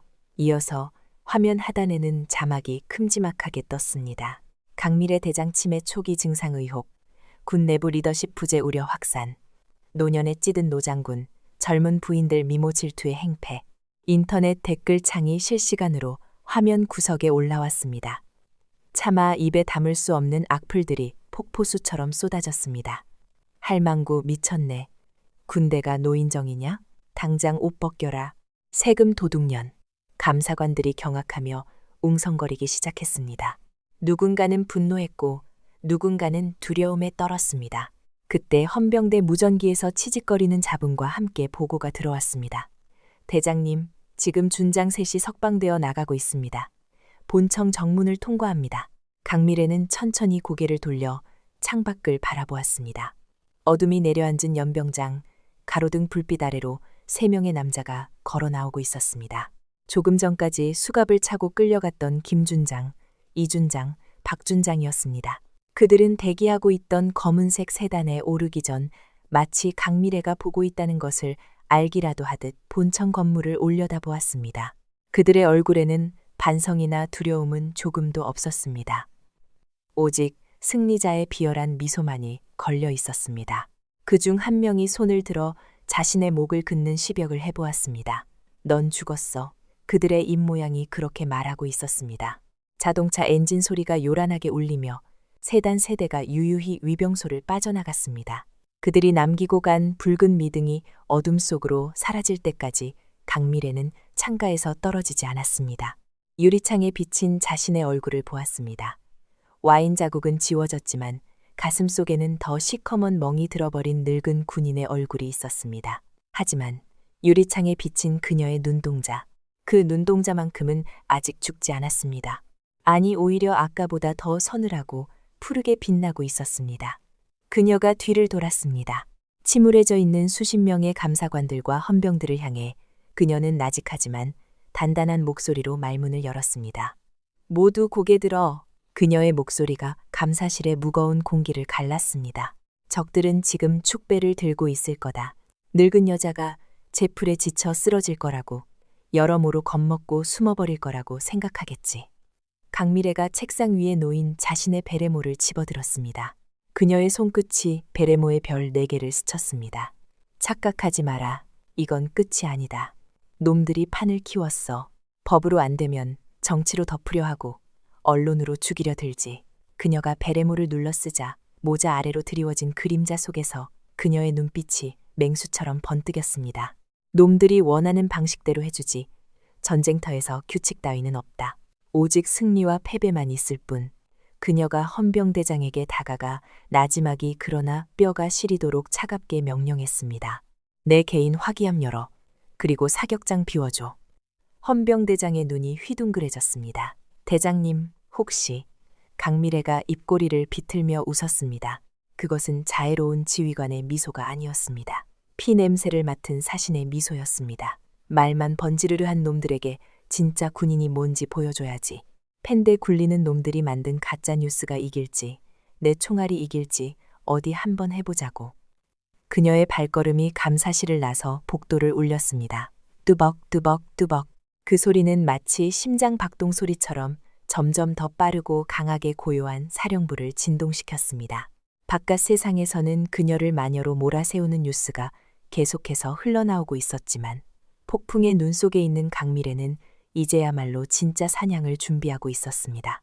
어둠 속에서 반짝이는 별 4개. 그것은 곧 놈들의 심장에 박힐 4발의 총알이 될 것입니다. 새벽에 차가운 군기가 내려앉은 육군본부 대회의실. 거대한 스크린들이 일제히 깜빡이며 긴급 뉴스의 붉은 자막을 토해내고 있었습니다. 정적만이 감돌던 상황실에 날카로운 전자음이 울려 퍼지며 대한민국의 모든 채널이 단 하나의 얼굴을 비추기 시작했습니다. 기름진 머리를 정갈하게 빗어넘기고 갓 비싼 맞춤 정장을 입은 중년 남성. 국회 국방위원회 소속이자 이번 음모의 배우인 오만석 의원이었습니다. 그의 뒤로는 수백 개의 카메라 플래시가 마치 기관총 솟아처럼 터지며 눈을 멀게 할 듯 번쩍였습니다. 오만석은 국회 기자회견장의 단상 앞에 서서 짐진 나라를 걱정하는 우국지사의 표정을 짓고 있었습니다. 마이크를 잡은 그의 손가락에는 금반지가 번들거렸습니다. 스피커를 타고 흘러나오는 그의 목소리는 매끄러웠지만 그 이면에는 끈적하고 역겨운 탐욕이 묻어 있었습니다. 존경하는 국민 여러분, 저는 오늘 참담한 심정으로 이 자리에 섰습니다. 그는 잠시 말을 멈추고 안경을 고쳐 쓰는 척하며 카메라를 응시했습니다. 그의 눈빛은 먹잇감을 노리는 뱀의 그것과 같았습니다. 최근 우리 군 내부에서 불미스러운 잡음이 들려오고 있습니다. 평생을 군에 헌신했다고 자부하는 강미래 대장이 자신의 부하들을 사적인 감정으로 탄압하고 있다는 충격적인 제보가 들어왔습니다. 상황실에 모여있던 참모들의 얼굴이 하얗게 질렸습니다. 진실은 정반대였지만 오만석의 혀끝에서 진실은 난도질당해 정반대의 모양으로 조각나고 있었습니다. 강 대장은 고령입니다. 예, 인정합니다. 그녀는 과거의 영웅이었습니다. 하지만 지금은 어떻습니까? 판단력은 흐려졌고 독단적인 아집만 남았습니다. 그녀가 과연 60만 대군을 지휘할 전투 능력을 아직도 가지고 있는지 저는 국민을 대신해 묻고 싶습니다. 화면 속 오만석이 주먹을 불끈 쥐며 목소리를 높였습니다. 그의 침 튀기는 열변은 마치 선동가의 연설처럼 사람들의 귀를 파고들었습니다. 그래서 제안합니다. 말로만 하는 해명은 필요 없습니다. 군인은 총으로 말해야 합니다. 강밀의 대장의 지휘 능력과 전투 수행 능력을 검증할 공개 검증 시범을 요구합니다. 상황실의 공기가 얼어붙었습니다. 참모총장실의 문을 열고 들어오던 강밀의 대장의 발걸음이 멈췄습니다. 그녀는 묵묵히 스크린을 올려다 보았습니다. 화면 속 오만석의 입꼬리가 비열하게 말려 올라가고 있었습니다. 상대는 대한민국 육군이 자랑하는 현역 준장 3명입니다. 김준장, 이준장, 박준장. 모두 사격대회 우승 경력이 있는 명사수들이죠. 화면 한쪽의 자료 화면으로 3명의 준장 사진이 떴습니다. 조금 전 강밀의 앞에서 무릎 꿇고 빌던 그 비굴한 자들이 사진 속에서는 훈장을 주렁주렁 달고 능청스러운 척 포즈를 취하고 있었습니다. 오만석의 목소리가 더욱 교활하게 낮아졌습니다. 방식은 공평하게 시가전 대테러 침투 훈련으로 합시다. 그리고 실전과 똑같은 긴장감을 위해 실탄을 사용하겠습니다. 상황실 곳곳에서 억눌린 신음과 비명이 터져 나왔습니다. 실탄, 그것은 훈련이 아니었습니다. 사고를 가장한 합법적인 살인 예고나 다름없었습니다. 60대의 노장 강밀의 1명과 젊고 건장한 남성 장군 3명의 대결. 그것도 1대 3의 싸움. 이것은 검증이 아니라 처형식이었습니다. 오만석은 카메라를 정면으로 응시하며 마치 강밀의 눈을 직접 들여다보듯 도발적인 멘트를 날렸습니다. 강밀의 대장님, 설마 피하지는 않으시겠죠? 당신이 그 자리에 어울리는지 아니면 그저 별만 달고 있는 허수아비인지 증명하십시오. 만약 이 대결에서 패배하거나 도망친다면 옷을 벗고 명예롭게 물러나시는 게 국민에 대한 예의일 겁니다. 기자회견장이 술렁거리는 소리, 카메라 셔터가 미친 듯이 터지는 소리가 스피커를 찢을 듯 울려 퍼졌습니다. 화면은 오만석의 승리감에 도취된 얼굴을 클로즈업하며 정지했습니다. 상황실은 죽은 듯이 조용해졌습니다. 오직 냉각팬 돌아가는 소리만이 윙윙거리며 불안감을 조성했습니다. 모든 참모와 장교들의 시선이 문가에 서 있는 강미래에게 쏠렸습니다. 그들의 눈빛에는 절망과 만류의 뜻이 담겨 있었습니다. 안 됩니다, 대장님. 이건 함정입니다. 저들은 대장님을 죽이려고 작정한 겁니다. 말하지 않아도 들리는 듯 했습니다. 부관이 떨리는 목소리로 침묵을 깼습니다. 대장님, 무시하십시오. 이건 말도 안 되는 억지입니다. 국방부에 항의하고 언론 중재를 요청하겠습니다. 1대 3 실탄 사격이라뇨? 저 미친놈들이. 강미래는 대답 없이 천천히 걸음을 옮겼습니다. 그녀의 군화 소리가 또각또각 차가운 바닥을 울렸습니다. 그녀는 대형 스크린 바로 앞까지 걸어가 멈춰섰습니다. 화면 속 오만석의 거대한 얼굴과 그 앞에 선잡고 왜소해 보이는 늙은 여군. 하지만 그녀의 뒷모습에서는 바위 같은 단단함이 느껴졌습니다. 그녀는 주머니에서 조금 전 헌병대장에게 건네받은 개인 화기암 열쇠를 만지작거렸습니다. 차가운 금속의 감촉이 손끝에 전해졌습니다. 그녀의 머릿속에서는 오만석의 비아냥거리는 목소리와 와인을 붓던 사모님들의 웃음소리, 그리고 자신을 조롱하던 준장들의 눈빛이 뒤섞여 소용돌이치고 있었습니다. 그들은 그녀가 늙었다고 생각했습니다. 그들은 그녀가 책상머리에 앉아 펜대나 굴리는 정치 군인이 되었다고 믿고 싶어 했습니다. 강미래가 천천히 고개를 돌려 참모들을 바라보았습니다. 그녀의 눈은 분노로 이글거리는 대신 깊은 호수처럼 차분하게 가라앉아 있었습니다. 그 고요함이 오히려 주변을 압도했습니다. 부관, 그녀의 목소리는 낮았지만 상황실 구석구석까지 명료하게 전달되었습니다. 예, 대장님. 언론 담당관 불러. 그리고 방송 장비 세팅해. 부관의 눈이 커졌습니다. 대장님 설마. 강미래가 입가에 희미한 미소를 띄었습니다. 그것은 사냥터에 들어선 맹수만이 지을 수 있는 섬뜩하고도 아름다운 미소였습니다. 피하는 건 내 방식이 아니야. 놈들이 판을 깔아줬으면 춤이라도 춰줘야지. 그녀는 책상 위에 놓여있던 낡은 권총 홀스터를 집어들었습니다. 가죽은 달코해졌지만 여전히 묵직한 존재감을 과시하고 있었습니다. 실탄이라고 했나? 좋아, 오히려 잘 됐군. 그녀는 홀스터를 허리에 차며 철컥하는 소리와 함께 버클을 채웠습니다. 그 소리가 마치 전쟁의 시작을 알리는 공성포 소리처럼 상황실을 울렸습니다. 가짜 총알로는 놈들의 썩어 빠진 정신머리를 뚫을 수 없으니까. 강미래는 스크린 속 오만석을 향해 턱을 치켜들었습니다. 연결해. 내 목소리 토시 하나 빼놓지 말고 라이브로 내보내. 잠시 후 긴급 편성이 잡히고 강미래 대장의 모습이 전파를 탔습니다. 화려한 조명도 미리 준비된 원고도 없었습니다. 그저 집무실 책상 앞에 앉아 낡은 전투복을 입은 노장 한 명뿐이었습니다. 하지만 그녀가 뿜어내는 카리스마는 화면을 뚫고 나올 듯 강렬했습니다. 전국의 시청자들이 숨을 죽이고 TV 앞에 모여들었습니다. 오만석 의원실에서 샴페인을 터뜨리려던 자들도, 골프바에서 낄낄거리던 준장들도, 쇼핑을 즐기던 그들의 아내들도 모두 동작을 멈췄습니다. 카메라 렌즈를 응시하는 강미래의 눈동자가 클로즈업 되었습니다. 그녀는 마치 오만석과 준장들의 영혼을 꿰뚫어 보는 듯했습니다. 침묵이 흘렀습니다. 그리고 마침내 그녀의 입이 열렸습니다. 오만석 의원, 그리고 내 뒤에서 숨어 웃고 있는 기생충 같은 놈들. 거친 단어 선택에 방송국 관계자들이 당황했지만 강미래는 제지하지 않았습니다. 너희들이 원하는 게 내 목숨인가 아니면 내 명예인가 무엇이든 상관없다. 덤벼라. 그녀는 책상 위에 놓인 권총을 들어 올렸습니다. 검은 총신이 조명을 받아 서늘하게 빛났습니다. 그녀는 능숙한 동작으로 슬라이드를 당겨 약실을 확인했습니다. 찰칵! 기계적인 금속음이 전국의 안방에 생생하게 전달되었습니다. 그것은 단순한 소리가 아니었습니다. 경고였습니다. 장소는 내일 정오 제3훈련장. 조건은 너희가 말한 대로 실탄, 시가전, 그리고 1대3. 그녀는 총구를 카메라 정면으로 겨누었습니다. TV를 보던 사람들은 마치 자신의 미간에 총구가 닿은 듯한 서늘함을 느꼈습니다. 단, 한 가지는 명심해라. 훈련장에 들어서는 순간 계급장은 없다. 나를 대장이 아니라 너희를 사냥할 적군으로 대해야 할 거다. 강미래의 목소리가 낮게 깔리며 듣는 이들의 등골을 오싹하게 만들었습니다. 그녀는 마지막으로 오만석과 준장들에게 사형 선고와도 같은 한마디를 던졌습니다. 준비 단단히 하고 와라. 군복만 입었다고 다 군인이 아니라는 걸 내가 친히 가르쳐 줄 테니. 그녀의 눈빛이 매섭게 빛났습니다. 내일 너희들에게 총을 어떻게 잡는지 가르쳐 주지.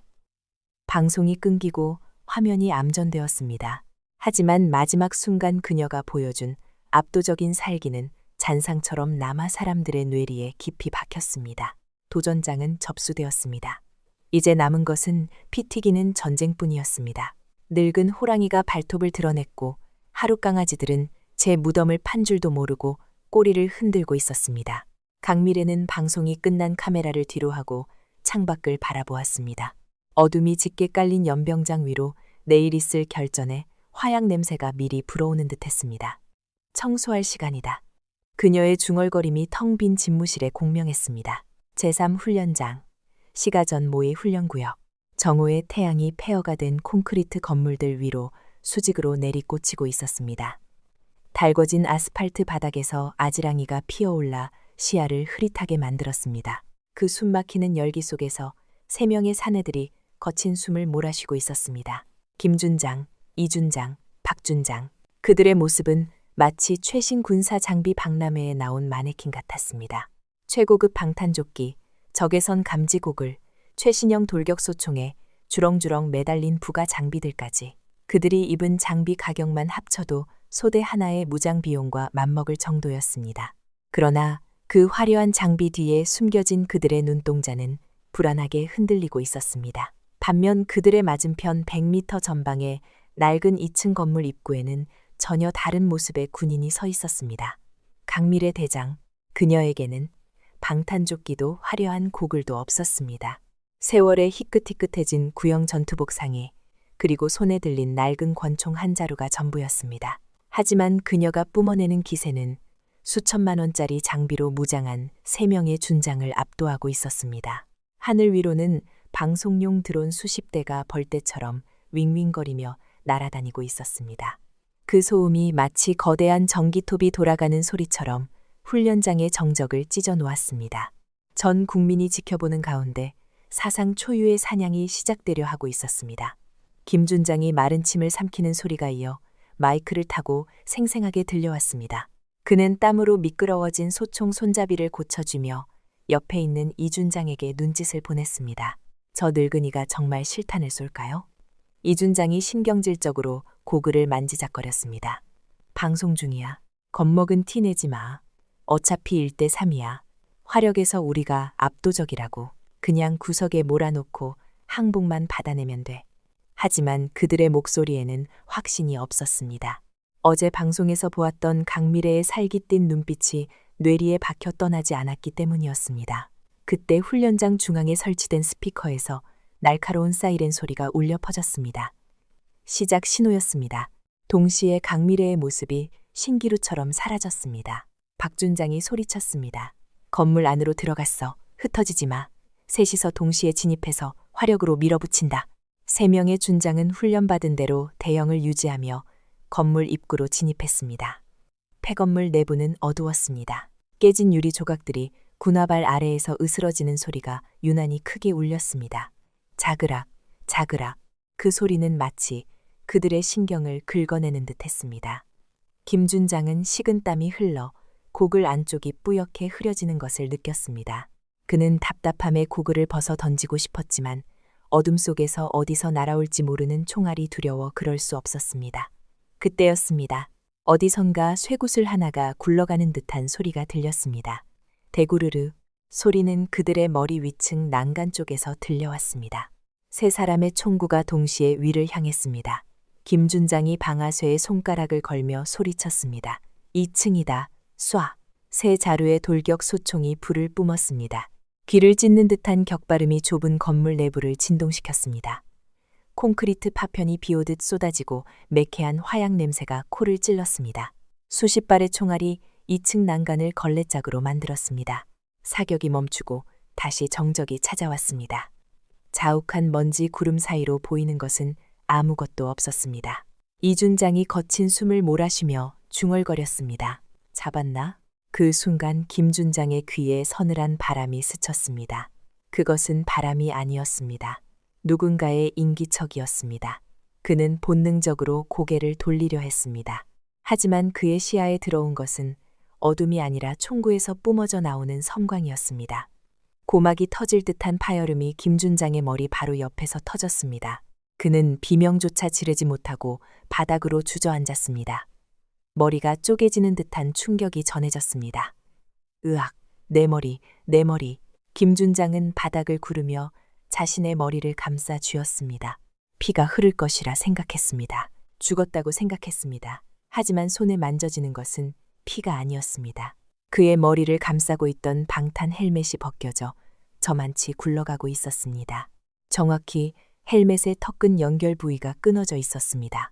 단 한 발의 총알이 그 작은 연결고리를 정확히 타격하여 헬멧을 날려버린 것입니다. 먼지 구름 속에서 강미래의 목소리가 유령처럼 들려왔습니다. 고작 그딴 플라스틱 바가지 하나 믿고 전쟁터에 나왔나? 김준장은 공포에 질려 고개를 들었습니다. 어둠 속에서 강미래가 천천히 걸어 나오고 있었습니다. 그녀의 총구는 정확히 김준장의 미간을 향하고 있었습니다. 전장에서 가장 먼저 죽는 놈이 누군지 아나? 장비 탓하는 놈. 그리고 겁먹고 난사하는 놈이다. 김준장은 다리에 힘이 풀려 일어설 수조차 없었습니다. 바지가 축축하게 젖어 들어갔습니다. 카메라 드론이 낮게 날며 그 추태를 전 국민에게 생중계하고 있었습니다. 남은 2사람은 경악했습니다. 이준장이 떨리는 손으로 소총을 겨누며 소리쳤습니다. 비켜. 쏘겠어. 진짜 쏜다고. 이준장은 공포를 이기지 못하고 방아쇠를 당겼습니다. 하지만 강미래는 이미 그 자리에 없었습니다. 그녀는 마치 그림자처럼 기둥 뒤로 몸을 숨기며 동시에 바닥을 미끄러지듯 이동했습니다. 60대의 나이라고는 믿기지 않는 유연하고 민첩한 움직임이었습니다. 그녀는 단순히 뛰는 것이 아니었습니다. 상대의 사격 리듬과 시야의 사각지대를 완벽하게 파악하고 움직이고 있었습니다. 이준장은 패닉에 빠져 허공에 대고 총을 난사했습니다. 나와, 나오라고. 이 미친 할망구야. 탄창이 비어가는 소리가 들렸습니다. 틱, 틱, 칙. 공이를 때리는 빈소리가 울리는 순간 기둥 뒤에서 강미래가 몸을 날렸습니다. 그녀는 바닥을 구르며 자세를 낮췄고 그 짧은 찰나에 조준을 맞췄습니다. 그녀의 눈빛이 매의 눈처럼 번뜩였습니다. 다시 한번 단발마의 총성이 울렸습니다. 이번에 비명을 지른 것은 이준장이었습니다. 아, 내 손, 내 손. 이준장이 들고 있던 소총이 산산조각나 바닥에 떨어졌습니다. 강미래가 쏜 총알이 이준장 소총의 약실 부분을 정확히 관통한 것입니다. 총기 내부에서 폭발이 일어나며 이준장의 손에 파편이 튀었습니다. 그는 화상을 입은 손을 부여잡고 고통에 몸부림쳤습니다. 강미래는 여유롭게 일어나 먼지를 털어냈습니다. 총기 관리 상태가 엉망이군. 약실이 그렇게 헐거워서야 적군이 쏘기도 전에 내 총이 먼저 터졌을 거다. 그녀는 쓰러진 이준장을 차가운 눈으로 내려다보며 덧붙였습니다. 세금으로 산 비싼 총을 그렇게 함부로 다루다니. 수리비는 내 월급에서 까도록 해라. 이제 남은 것은 박준장뿐이었습니다. 그는 셋 중 가장 덩치가 크고 무술 유단자라고 자부하던 인물이었습니다. 동료들이 순식간에 당하는 모습을 본 그는 총으로는 승산이 없다고 판단했습니다. 그는 소총을 집어던지고 허리춤에서 단검을 뽑아 들었습니다. 이 새끼 같은. 박준장은 괴성을 지르며 강미래에게 돌진했습니다. 그는 체격차와 완력을 믿었습니다. 늙은 여자의 몸으로 자신의 태클을 받아낼 수는 없을 것이라 확신했습니다. 박준장의 육중한 몸이 탱크처럼 밀고 들어왔습니다. 시청자들은 비명을 질렀습니다.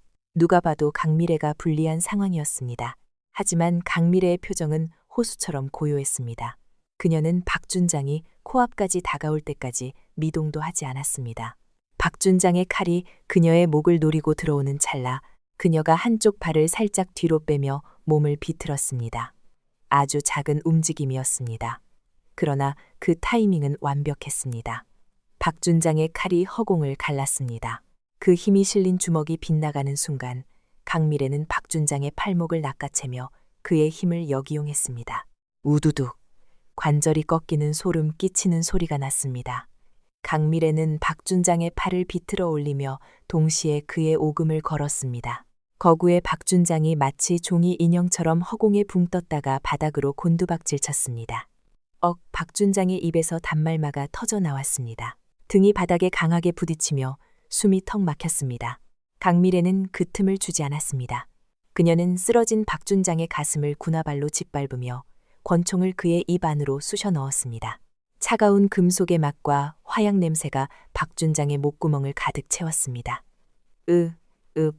박준장은 공포에 질려 눈만 굴렸습니다. 강미래의 손가락이 방아쇠에 걸려있는 것이 보였습니다. 조금만 힘을 주면 그의 머리통은 수박처럼 터질 것입니다. 훈련장은 쥐 죽은 듯 조용해졌습니다. 먼지가 가라앉는 폐건물 바닥에는 3명의 장군이 처참한 꼴로 널브러져 있었습니다. 한 명은 오줌을 지린 채 헬멧 없이 떨고 있고 한 명은 부서진 총을 쥐고 손을 감싸 쥐고 있었으며 마지막 한 명은 늙은 여군에게 제압당해 입에 총구가 물린 채 살려달라는 눈빛을 보내고 있었습니다. 강미래는 천천히 고개를 돌려 자신을 비추고 있는 드론 카메라를 응시했습니다. 그녀의 얼굴에는 땀방울 하나 맺혀 있지 않았습니다. 숨소리조차 흐트러짐이 없었습니다. 그녀는 박준장의 입에서 총을 빼지 않은 채 낮고 차가운 목소리로 말했습니다. 보았는가? 그녀의 목소리가 전국의 스피커를 통해 울려 퍼졌습니다. 이것이 너희가 믿고 따르던 지휘관들의 실체다. 계급장 떼고 장비 떼고 나니 남은 게 무엇이지? 공포와 무능력뿐이다. 강미래는 박준장의 입에서 총을 거칠게 빼냈습니다. 박준장은 추측거리며 옆으로 굴러 구역질을 해댔습니다. 군인은 옷으로 말하는 게 아니다. 실력으로 증명하는 거지. 그녀는 쓰러진 3명을 향해 경멸 어린 시선을 던졌습니다. 너희는 오늘 나에게 진 것이 아니다. 너희의 그 오만함과 나태함에 진 것이다. 내일 당장 사직서를 제출해라. 너희 같은 놈들에게 내 병사들의 생명을 맡길 수는 없으니까. 강미래는 총을 거두고 뒤로 돌아섰습니다. 그녀의 등 뒤로 햇살이 비치며 낡은 군복이 그 어떤 화려한 예복보다 빛나 보였습니다. 청소는 끝났다. 그녀가 건물을 빠져나가는 발걸음 소리가 뚜벅뚜벅 울렸습니다. 그 소리는 마치 부패한 군대를 향해 올리는 장송곡이자 새로운 시대의 개막을 알리는 행진곡처럼 들렸습니다. 현장에 있던 중계진도 TV를 보던 국민들도, 그리고 오만석 의원실에서 샴페인 잔을 들고 있던 자들도 아무 말도 할 수 없었습니다. 그저 압도적인 진짜의 위험 앞에 전율할 뿐이었습니다. 강미래가 훈련장을 빠져나오자 대기하고 있던 수많은 병사들이 누가 먼저 할 것도 없이 길을 터주었습니다. 그들의 눈에는 존경과 경외심이 가득 차 있었습니다. 그녀는 하늘을 올려다 보았습니다. 여전히 뜨거운 태양이 내리쬐고 있었지만 이제 더 이상 덥게 느껴지지 않았습니다. 시원한 바람이 불어와 그녀의 땀을 식혀주었습니다. 그것은 단순한 바람이 아니었습니다. 썩은 물이 빠져나가고 새로운 물이 들어오는 변화의 바람이었습니다. 강미래는 주머니에서 무전기를 꺼내 들었습니다. 상황실. 오만석 의원 위치 파악됐나? 그녀의 사냥은 아직 끝나지 않았습니다. 이제 막 시작되었을 뿐입니다. 이것은 단순한 군사훈련이 아닌 대한민국을 좀먹는 거대 악을 향한 선전포고였습니다. 폐허가 된 훈련장 위로 건조한 바람이 불어와 흙먼지를 일으켰습니다. 방금 전까지 총성이 난무하던 공간에는 이제 무거운 침묵만이 감돌았습니다. 그 침묵을 깨는 것은 오직 바닥에 처박힌 새 사내의 거친 숨소리와 흐느낌뿐이었습니다. 강미래 대장은 아직 총을 거두지 않았습니다. 그녀의 시선은 널브러진 3명의 준장들을 차례로 훑었습니다. 땀과 눈물, 그리고 흙먼지로 범벅이 된 그들의 얼굴에서 조금 전까지의 오만함은 찾아볼 수 없었습니다. 그녀는 천천히 발을 옮겼습니다. 군화가 자갈을 밟을 때마다 나는 사그락거리는 소리가 패배자들의 심장을 옥죄어 왔습니다. 강미래는 먼저 김준장에게 다가갔습니다. 다리에 힘이 풀려 주저앉은 그는 강미래의 그림자가 들이오자 히익하고 숨을 들이켰습니다. 그녀는 군화 끝으로 김준장의 어깨를 툭 쳤습니다. 일어나 서리빨 같은 명령이 떨어졌습니다. 김준장은 덜덜 떨리는 다리를 억지로 펴보려 했지만 공포가 신경을 마비시킨 듯 다시 바닥으로 고꾸라졌습니다. 강미래는 혀를 축축 차며 그의 멱살을 잡아 거칠게 일으켜 세웠습니다. 마치 젖은 빨래를 들어 올리듯 가벼운 손놀림이었습니다. 거기 둘도 이리로 기어와 그녀의 손가락이 이준장과 박준장을 가리켰습니다. 손가락이 부러져 고통에 신음하던 이준장과 입안이 터져 피를 흘리던 박준장은 서로의 눈치를 보다가 필사적으로 바닥을 기기 시작했습니다. 개처럼 네 발로 기어 강미래의 발치로 모여드는 그들의 모습은 처량하기 그지없었습니다. 3명의 장군이 강미래 앞에 나란히 무릎을 꿇었습니다. 대한민국 육군 준장 계급장을 단 3명의 사내가 낡은 군복을 입은 늙은 여군 앞에 죄인처럼 머리를 조아리고 있는 이 기이한 광경. 강미래는 자신의 전술 조끼에 부착된 바디캠을 툭툭 두드렸습니다. 상황실, 송출해. 국방TV 정규 방송으로 전환해. 지금 즉시.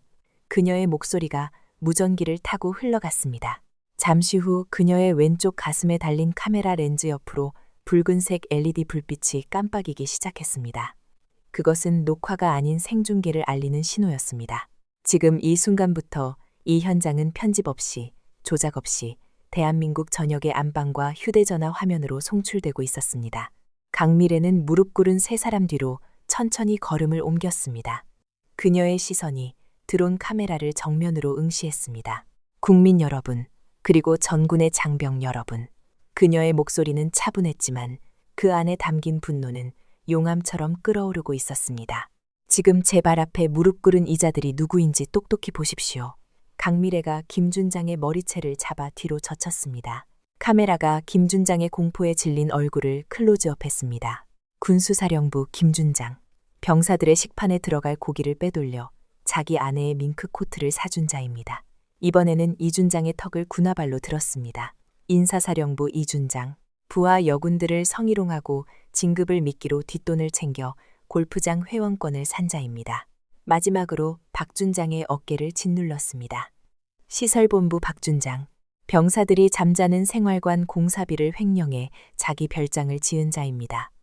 3사람은 수치심과 공포로 얼굴이 불그락푸르락해졌지만 감히 고개를 들지 못했습니다. 전 국민이 지켜보고 있다는 사실이 그들을 더욱더 깊은 절망으로 몰아넣었습니다. 강미래는 그들 앞을 천천히 거닐며 말을 이었습니다. 이들은 나를 뒷방 늙은이라 불렀습니다. 내 군복에서 가난한 냄새가 난다고 조롱했습니다. 내 머리에 와인을 부으며 즐거워했습니다. 하지만 지금 흙바닥에 처박혀 냄새나는 건 누구입니까? 그녀는 김준장 앞으로 바싹 다가갔습니다. 말해라. 이 더러운 연극을 기획한 게 누구지? 너희 같은 송사리들이 감히 내 이름을 사칭하고 가짜 뉴스를 퍼뜨릴 배짱은 없을 텐데. 김준장은 입술을 파르르 떨었습니다. 눈동자가 불안하게 흔들렸습니다. 입을 여는 순간 자신을 기다릴 파멸이 두려웠기 때문이었습니다. 강미래는 권총을 꺼내 슬라이드를 당겼습니다. 차가운 금소금이 김준장의 귓가에 꽂혔습니다. 내 인내심을 시험하지 마라. 나는 지금 훈련 중이 아니다. 작전 중이다. 총구가 김준장의 미간을 겨누었습니다. 죽음의 공포가 그의 이성을 완전히 무너뜨렸습니다. 살려주십시오. 시키는 대로 했을 뿐입니다. 김준장이 울부짖으며 바닥에 머리를 떠섰습니다. 누가 시켰나? 오만석 의원님입니다. 그리고 황 중장님께서 대장님을 사회적으로 매장시키라고. 이번 훈련에서 실수하는 척 사고로 위장해 제거해도 좋다고 드디어 터져나온 자백. 김준장의 입에서 오만석과 황 중장의 이름이 거론되자 옆에 있던 이준장과 박준장도 앞다투어 입을 열기 시작했습니다. 맞습니다. 황 중장이 뒤를 봐주겠다고 했습니다. 오 의원님이 국방위원장 자리를 걸고 약속했습니다. 제발 목숨만은. 서로가 먼저 살겠다고 동료를 팔아넘기고 상관을 고발하는 추악한 모습이 고스란히 전파를 탔습니다. 그들이 뱉어내는 말들은 하나하나가 대한민국 군대를 뒤흔들 핵폭탄이었습니다. 군사비리, 인사청탁, 정치권과의 결탁, 썩어 문드러진 환부가 적나라하게 드러나고 있었습니다. 강미래는 싸늘한 눈빛으로 그들의 추태를 내려다보았습니다. 충분하다. 그녀의 한마디에 세 사람은 입을 다물고 헐떡거렸습니다. 강미래는 권총을 홀스터에 집어넣고 천천히 장갑을 벗었습니다. 맨손이 드러났습니다. 굳은 살이 박이고 거친 평생을 총과 함께 살아온 군인의 손이었습니다. 그녀는 박준장의 어깨를 움켜쥐었습니다. 정확히는 그의 어깨에 달려있는 계급장을 잡았습니다. 너희는 군인이 아니다. 그녀의 손에 힘이 들어갔습니다. 군인의 명예를, 군복의 무게를, 그 별의 가치를 너희는 돈 몇 푼과 맞바꿨다. 찍! 거친 섬유가 찢겨나가는 소리가 마이크를 통해 증폭되어 울려 퍼졌습니다. 박준장의 군복 어깨가 찢겨나가며 은색으로 빛나던 별 하나가 강미래의 소나귀에 들렸습니다. 박준장은 자신의 분신과도 같은 계급장이 뜯겨나가자 비명을 지르듯 신음했습니다. 강미래는 뜯어낸 계급장을 바닥에 패대기 쳤습니다. 흙먼지 위로 굴러떨어진 별은 더 이상 빛나지 않았습니다. 그저 고철 덩어리에 불과했습니다. 너희들 어깨에 달린 그 별, 마누라 명품백 사주라고 달아준 건 줄 아나. 강미래는 곧바로 이준장에게 다가가 그의 계급장을 우악스럽게 잡아뜯었습니다. 우지끈, 실밥이 터지는 소리와 함께 이준장의 몸이 휘청거렸습니다. 병사들이 흘린 피와 땀을 팔아 호의호식하는 기생충들. 마지막으로 김준장의 차례였습니다. 그는 자신의 어깨를 감싸주며 뒤로 물러나려 했지만 강미래에게서 피할 수 없었습니다. 오늘부로 내가 너희의 모든 것을 강탈한다. 강미래는 김준장의 양쪽 어깨에 있는 별을 동시에 잡아채어 있는 힘껏 뜯어버렸습니다. 찍! 옷감이 찢어지다 못해 구멍이 너덜너덜해졌습니다. 3명의 장군, 아니 이제는 아무것도 아닌 3명의 중년 남성들이 어깨가 팩한 구멍을 입고 망연자실하게 앉아 있었습니다. 그들의 어깨에 남은 것은 별 대신 뜯겨나간 실밥과 볼품없는 자국뿐이었습니다. 강미래는 바닥에 흩어진 3개의 별을 군화 발로 지식였습니다. 흙과 자갈에 비벼지는 금소금이 그들의 몰락을 확인 사살했습니다. 그녀는 다시 카메라를 향해 섰습니다. 국민 여러분, 보셨습니까? 그녀의 눈빛은 그 어느 때보다 강렬하게 빛났습니다. 이것이 썩은 살을 도려내는 과정입니다. 아프고 추하고 고통스럽습니다. 하지만 반드시 해야만 하는 일입니다. 강미래는 숨을 깊게 들이마셨습니다. 폐부 깊숙한 곳에서부터 뜨거운 공기가 차올랐습니다. 저 강미래는 오늘 약속합니다. 내 군대에서 내 병사들의 등골을 빼먹는 자들은 지휘고하를 막론하고 그녀는 손가락으로 바닥에 지식여진 계급장들을 가리켰습니다. 반드시 이렇게 만들 것입니다. 그녀는 렌즈 너머 지금쯤 TV 앞에서 사색이 되어 있을 오만석 의원과 황 중장을 향해 마지막 경고를 날렸습니다. 다음은 당신들 차례야. 목 씻고 기다려. 강미래는 카메라의 전원을 끄지 않았습니다. 대신 무전기를 들어 짧고 굵게 명령했습니다. 헌병대, 진입해. 이 쓰레기들 수거해가라. 멀리서 사이렌 소리가 들려오기 시작했습니다. 점점 가까워지는 그 소리는 정의가 집행되러 오는 소리였습니다. 3명의 전직 준장들은 고개를 떨군 채 흐느끼고 있었습니다. 하지만 강미래는 그들에게 단 한 번의 눈길도 주지 않았습니다. 그녀는 뒤를 돌았습니다. 폐건물 사이로 쏟아지는 햇살을 받으며 걸어나가는 그녀의 뒷모습은 거대한 산처럼 웅장했습니다. 어깨가 찢어진 군복을 입고 흙바닥에 꿇어앉은 세 남자와 당당하게 걸어나가는 늙은 여군. 이 극명한 대비는 대한민국 역사상 가장 통쾌한 장면으로 기록될 것이었습니다. 드론 카메라가 서서히 고도를 높이며 현장 전체를 조망했습니다. 사이렌 소리와 함께 헌병대 차량들이 흙먼지를 뚫고 들이닥치는 모습이 보였습니다. 강미래는 멈추지 않고 걸었습니다. 그녀의 발걸음은 이미 다음 전장을 향하고 있었습니다. 정정만이 감도는 여의도 국회의원회관 707호실. 대형 벽걸이 TV의 화면이 검게 변했습니다. 강미래 대장의 라이브 방송이 종료된 직후였습니다. 방금 전까지만 해도 최고급 양주를 따르며 승리를 확신했던 공간에는 이제 죽음보다 무거운 침묵만이 흘렀습니다. 오만석 의원은 들고 있던 크리스탈 잔을 바닥으로 거칠게 내던졌습니다. 날카로운 파열음과 함께 유리 조각이 사방으로 튀었지만 소파 깊숙이 몸을 파묻은 황 중장은 미동조차 하지 못했습니다. 그의 얼굴은 시체처럼 창백했고 입술은 제어할 수 없이 떨리고 있었습니다. 오 의원이 넥타이를 거칠게 풀어헤치며 고함을 질렀습니다. 황 중장, 이게 대체 어떻게 된 거야? 저 늙은 여자가 어떻게 살아서 돌아왔냐고. 내 놈이 처리했다며. 황 중장은 덜덜 떨리는 손으로 스마트폰을 집어들었습니다. 국방부 장관, 육군본부, 그가 줄을 대고 있던 모든 라인에 전화를 걸었습니다. 하지만 돌아오는 것은 무미건조한 연결음뿐. 그 누구도 전화를 받지 않았습니다. 이미 손절당했다는 차가운 현실이 그의 등줄기를 타고 흘러내렸습니다. 의원님, 전화가 아무도. 그때였습니다. 복도 끝에서부터 묵직하고 규칙적인 진동이 느껴지기 시작했습니다. 그것은 일반적인 구두 소리가 아니었습니다. 수십 명의 군화가 대리석 바닥을 찍어 누르는 위압적이고 공포스러운 소리였습니다. 소리는 점점 더 커져 마치 거대한 파도가 밀려오듯 707호실 문 앞에 당도했습니다. 오 의원이 문을 향해 삿대질을 하며 소리쳤습니다. 비서, 밖에 무슨 일이야? 당장 내쫓아.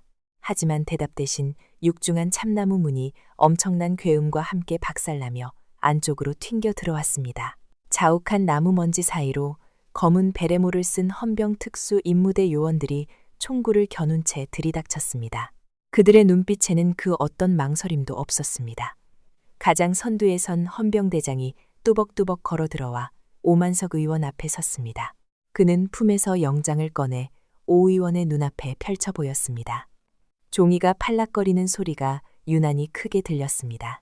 헌병대장의 목소리는 강철처럼 단단했습니다. 국회의원 오만석, 육군중장 황기철, 군사기밀 유출, 살인교사, 뇌물수수 및 국가반역 혐의로 긴급 체포합니다. 오 의원은 기가 차다는 듯 헛웃음을 터뜨리며 헌병대장의 가슴팍을 밀쳤습니다. 이 미친놈들이, 내가 누군 줄 알아? 국방위 간사 오만석이야. 국회의원은 회기 중에 불체포 특권이 있어. 어디 감히 군바리들이 국회에 난입해. 헌병대장은 밀려나지 않았습니다. 오히려 차가운 미소를 지으며 수갑을 꺼내들었습니다. 찰그락거리는 금소금이 오 의원의 귓가에 사형 선고처럼 울렸습니다. 내란 및 외환의 죄를 범한 경우에는 예외입니다. 당신들은 국가 전복을 꾀한 반역자들입니다. 특권 따위는 없습니다. 오 의원의 눈동자가 지진이 난 듯 흔들렸습니다. 헌병대장은 순식간에 오 의원의 팔을 등 뒤로 꺾어 제압했습니다. 뼈가 비틀리는 고통에 오 의원의 입에서 짐승 같은 비명이 터져 나왔습니다. 아, 이거 안 놔. 내가 나가면 너희들 다 죽여버릴 거야. 강미래, 그 망할 노인네 불러와. 옆에 있던 황 중장은 저항할 의지조차 상실한 채 바닥에 주저앉아 있었습니다. 헌병들이 그의 양팔을 잡아 일으키자 그의 바지가랑이가 축축하게 젖어 들어가는 것이 보였습니다.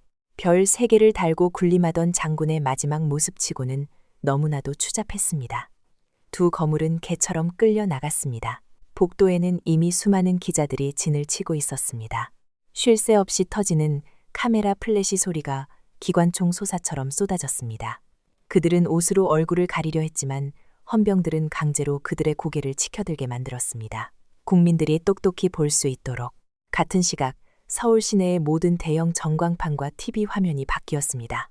청와대 브리핑룸에서 대통령의 모습이 생중계되기 시작했습니다. 거리는 멈춰 섰고 시민들은 숨을 죽인 채 대통령의 입을 주시했습니다. 대통령의 표정은 비장했습니다.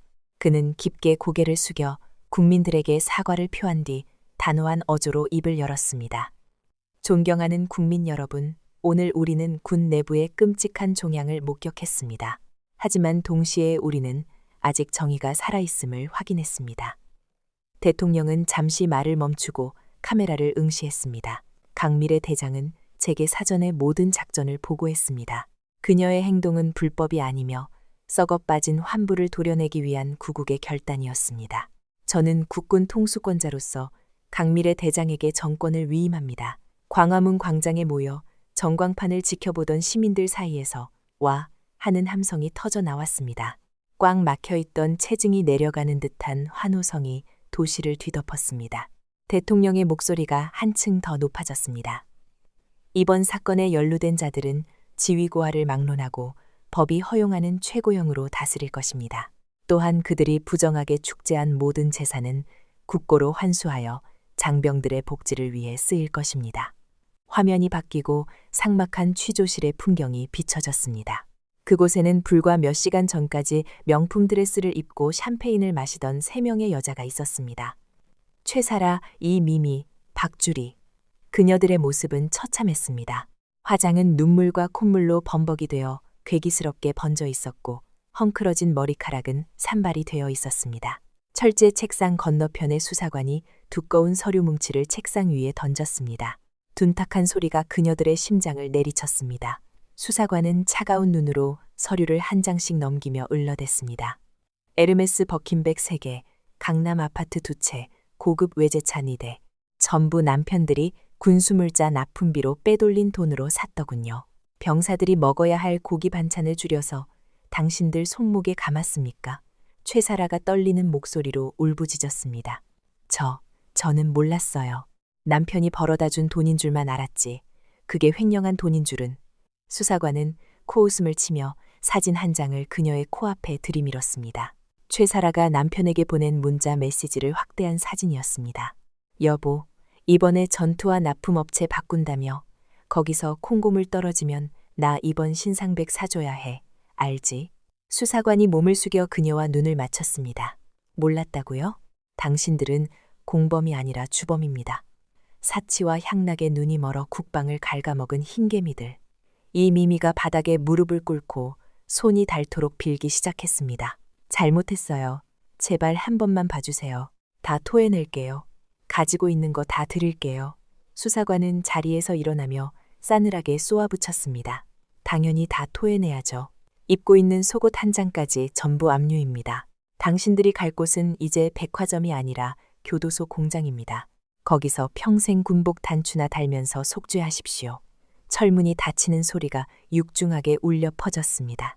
닫힌 문 너머로 세 여자의 절규가 희미하게 들려왔지만 그 누구도 귀담아 듣지 않았습니다. 시간이 흘러 군사법원 대법정, 재판석에 선 김이박 3명의 전직 준장들은 수의를 입고 있었습니다. 포승줄에 묶인 그들의 모습은 초라하기 그지없었습니다. 방청석을 가득 메운 시민들과 군 장병들이 그들을 차가운 눈으로 내려다보고 있었습니다. 재판장은 판결문을 집어들었습니다.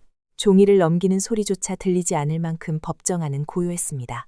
재판장의 목소리가 마이크를 타고 울려 퍼졌습니다.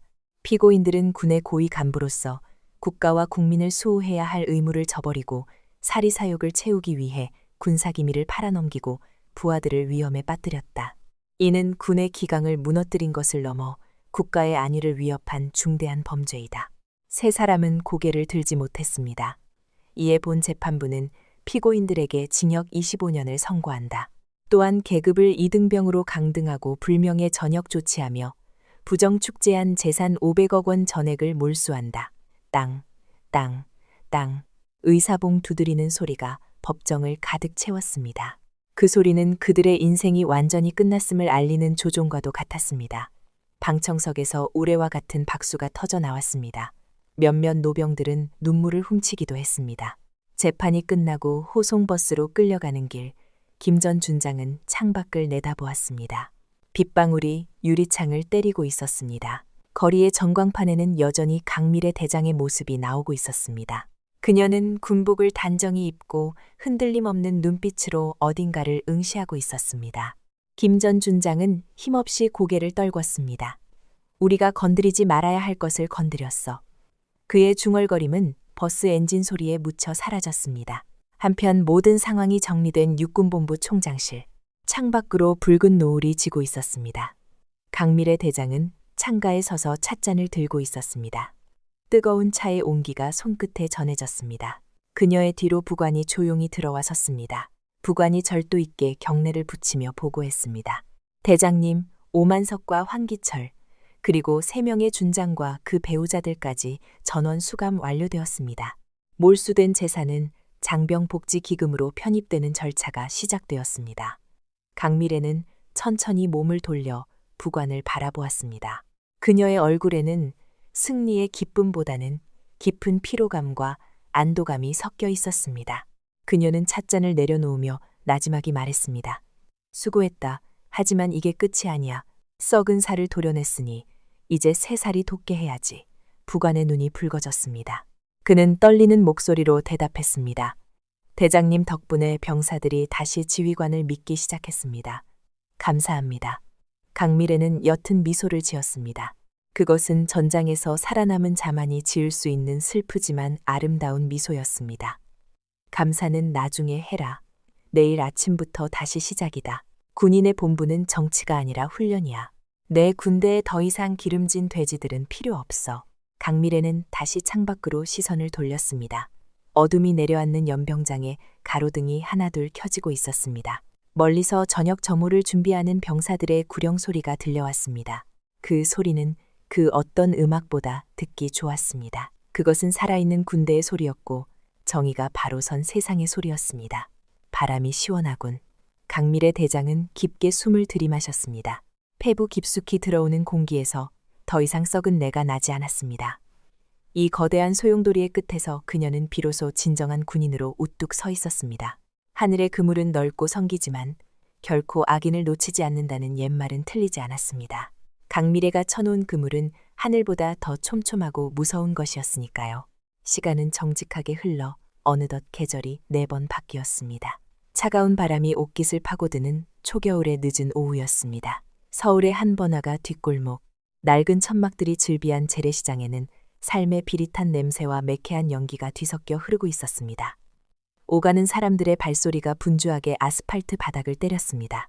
호떡을 굽는 기름 끓는 소리, 흥정하는 상인들의 고함 소리가 거리를 가득 메우고 있었습니다.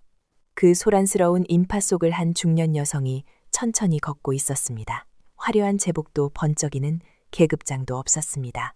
그녀는 그저 짙은 회색 코트에 목도리를 두른 평범하기 그지없는 차림이었습니다. 하지만 곧게 펴진 허리와 흔들림 없는 보폭은 그녀가 범상치 않은 인물임을 짐작게 했습니다. 강밀의 대장이었습니다. 그녀는 오늘 비번을 맞아 수행원도 없이 홀로 거리를 걷고 있었습니다. 1년 전 전국을 뒤흔들었던 그 거대한 사건 이후 그녀에게 생긴 작은 취미였습니다. 가장 낮은 곳에서 사람들의 삶을 지켜보는 것. 그것은 그녀가 지켜야 할 조국이 책상 위 서류가 아니라 바로 이 거리에 있음을 확인하는 의식이었습니다. 시장 구석진, 사람들이 잘 다니지 않는 후미진 골목에서 쉰 목소리가 들려왔습니다. 바닥에 쭈그리고 앉아 나무를 다듬고 있는 3명의 여자가 있었습니다. 찬바람에 손등이 거북이 등껍질처럼 터져 있었고 입고 있는 패딩 점퍼는 곳곳이 찢어져 솜이 삐져나와 있었습니다.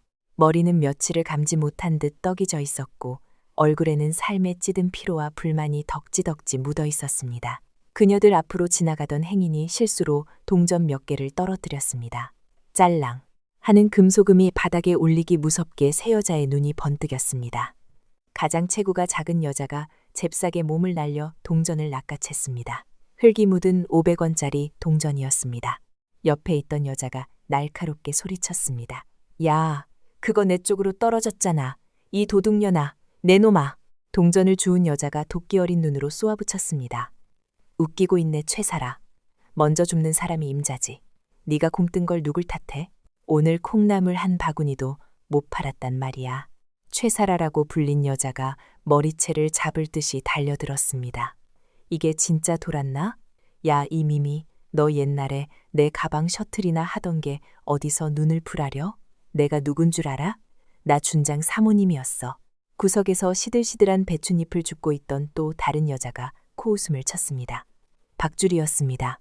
그녀는 바닥에 침을 땜뱉으며 비아냥거렸습니다. 준장 사모님은 무슨 얼어 죽을.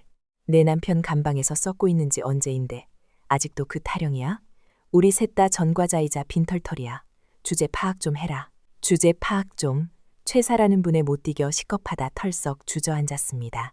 그녀의 눈에서 닭똥 같은 눈물이 흘러내려 꼬질꼬질한 볼을 타고 흘렀습니다. 그녀는 더러워진 소매로 눈물을 훔치며 중얼거렸습니다. 내 500억, 내 보석들. 그 빌어먹을 강밀의 그 여편네만 아니었어도 내가 지금 청담동에서 와인을 마시고 있을 텐데. 이 미미가 동전을 주머니 깊숙이 쑤셔 넣으며 투덜거리며 대꾸했습니다. 입 닥쳐. 누가 듣기라도 하면 어쩌려고 그래? 그 이름 꺼내지도 마. 자다가도 오줌 지릴 것 같으니까. 세 여자는 찬바닥에 쭈그리고 앉아 서로의 신세를 한탄했습니다. 1년 전 화려한 드레스를 입고 장병들의 고열을 짠 돈으로 산 명품을 휘두르던 그들의 모습은 온데간데 없었습니다. 그때였습니다. 또각, 또각, 규칙적이고 무게감 있는 구두 소리가 그들의 귀에 멈췄습니다. 시장통의 소란함 속에서도 그 발소리는 기이할 정도로 선명하게 들렸습니다. 세 여자는 본능적으로 고개를 들었습니다. 손님일지도 모른다는 기대감 때문이었습니다. 박주리가 급히 억지 미소를 지으며 고개를 쳐들었습니다. 떨이에요, 떨이. 배추 한 단에 1,000원만 주시죠. 그녀의 말이 목구멍에서 턱 막혔습니다. 박주리의 동공이 지진이라도 난 듯 격렬하게 흔들렸습니다. 그녀는 들고 있던 배추를 힘없이 바닥에 떨어뜨렸습니다. 툭 하는 소리와 함께 흙먼지가 피어올랐습니다. 그녀의 시선 끝에 회색 코트를 입은 강밀의 대장이 서 있었습니다. 강밀애는 무표정한 얼굴로 그들을 내려다보고 있었습니다. 그 눈빛은 화난 것도 경멸하는 것도 아니었습니다. 그저 길가에 굴러다니는 돌멩이를 바라보는 듯한 완벽한 무관심이었습니다. 최사라와 이미미도 뒤늦게 고개를 들었습니다. 그리고는 동시에 숨을 들이켰습니다. 그들의 얼굴에서 핏기가 완전히 빠져나갔습니다. 1년 전 자신들이 와인을 끼얹으며 모욕했던 그 여자, 그리고 자신들의 모든 것을 박살내고 지옥으로 떨어뜨린 그 절대적인 공포의 대상. 최사라는 사시나무 떨듯 몸을 떨며 바닥에 납작 엎드렸습니다. 본능적인 공포가 이성을 지배했습니다. 그녀는 덜덜 떨리는 입술로 땅바닥에 머리를 박으며 웅얼거렸습니다. 자, 잘못했습니다. 살려주세요. 제발. 이미미와 박주리도 마치 감전된 사람처럼 바닥에 이마를 떴었습니다. 시장 바닥에 오물이 이마에 묻었지만 신경 쓸 겨를이 없었습니다. 그들은 쥐구멍이라도 있으면 숨고 싶은 심정이었습니다. 그들의 머릿속에는 오직 한 가지 생각뿐이었습니다. 저 여자가 우리를 죽이러 왔다. 아직도 분이 풀리지 않은 거야. 하지만 강미래는 아무런 말도 하지 않았습니다. 그녀는 천천히 주머니에서 손을 뺐습니다. 세 여자는 그 손짓 하나에 기겁하며 몸을 움츠렸습니다. 혹시나 권총이라도 꺼낼까봐, 아니면 1년 전처럼 무자비한 심판을 내릴까봐 공포에 질렸습니다. 강미래는 코트 안주머니에서 낡은 지갑을 꺼냈습니다. 그리고 1,000원짜리 지폐 한 장을 꺼내 박주리가 떨어뜨린 시들한 배추 위에 가만히 올려놓았습니다. 바스락, 지폐가 놓이는 소리가 천둥소리처럼 크게 들렸습니다. 강미래는 여전히 엎드려 벌벌 떨고 있는 그들에게 시선조차 주지 않은 채 나지막이 혼잣말처럼 뱉었습니다. 배추가 다 말라 비틀어졌군. 뿌리가 썩으면 잎도 썩는 법이지. 그 말은 그들의 영혼을 관통하는 비수였습니다. 강미래는 미련 없이 몸을 돌렸습니다. 그녀의 발걸음은 멈추지 않았습니다. 그녀에게 이 새 여자는 더 이상 분노의 대상조차 되지 못했습니다. 그저 자신이 도려낸 환부에서 떨어진 딱지 같은 존재들일 뿐이었습니다. 멀어지는 강미래의 뒷모습을 보며 새 여자는 한동안 고개를 들지 못했습니다. 치욕스러움과 안도감이 뒤섞인 뜨거운 눈물이 바닥을 적셨습니다. 그것은 그들이 평생 짊어지고 가야 할 형벌이었습니다. 장면이 바뀌었습니다. 바람 소리가 잦아들고 대신 우렁찬 함성 소리가 대기를 갈랐습니다. 악강, 악강. 육군 훈련소의 연병장에는 수천 명의 신병이 오와 열을 맞춰 서 있었습니다. 붉은 석양이 그들의 검게 그을린 얼굴을 비추고 있었습니다. 단상 위에는 정복을 갖춰 입은 강미래 대장이 서 있었습니다. 그녀의 가슴에는 훈장들이 석양을 받아 붉게 빛나고 있었습니다. 마이크 앞에 선 그녀의 목소리가 스피커를 타고 연병장에 울려 퍼졌습니다. 바람 소리조차 그녀의 목소리를 방해하지 못했습니다. 그녀는 천천히 그리고 또렷하게 입을 열었습니다. 제군들, 군인의 어깨에 달린 계급장은 권력을 상징하는 것이 아니다. 그녀는 잠시 말을 멈추고 이 수천 명의 병사들의 눈을 하나하나 맞추듯 천천히 둘러보았습니다. 그것은 책임의 무게다. 너희가 입고 있는 그 군복은 국민들이 피땀 흘려낸 세금으로 만들어진 것이다. 누군가는 그것을 이용해 자신의 배를 불리려 했고 누군가는 그것을 입고 으스대려 했다. 병사들은 숨소리 하나 내지 않고 그녀의 말에 집중했습니다. 1년 전 사건을 모르는 사람은 없었습니다. 전설적인 영웅이 눈앞에서 자신들에게 말을 걸고 있었습니다.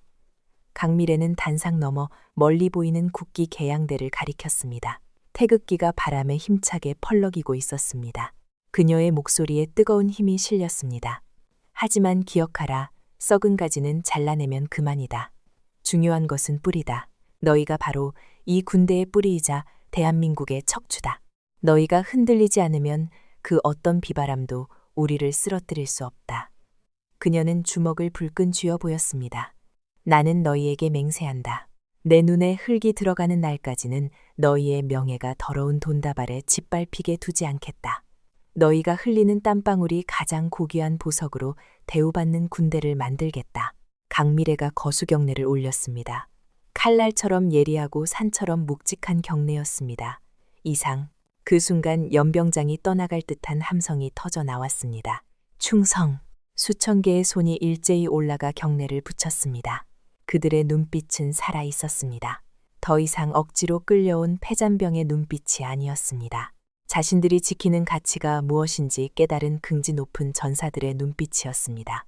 강미래는 그 모습을 보며 옅은 미소를 지었습니다. 1년 전 와인 세례를 받으며 느꼈던 그 차가운 모멸감은 이제 온데간데 없었습니다. 대신 그녀의 가슴 속에는 뜨거운 전우애와 희망이 차오르고 있었습니다.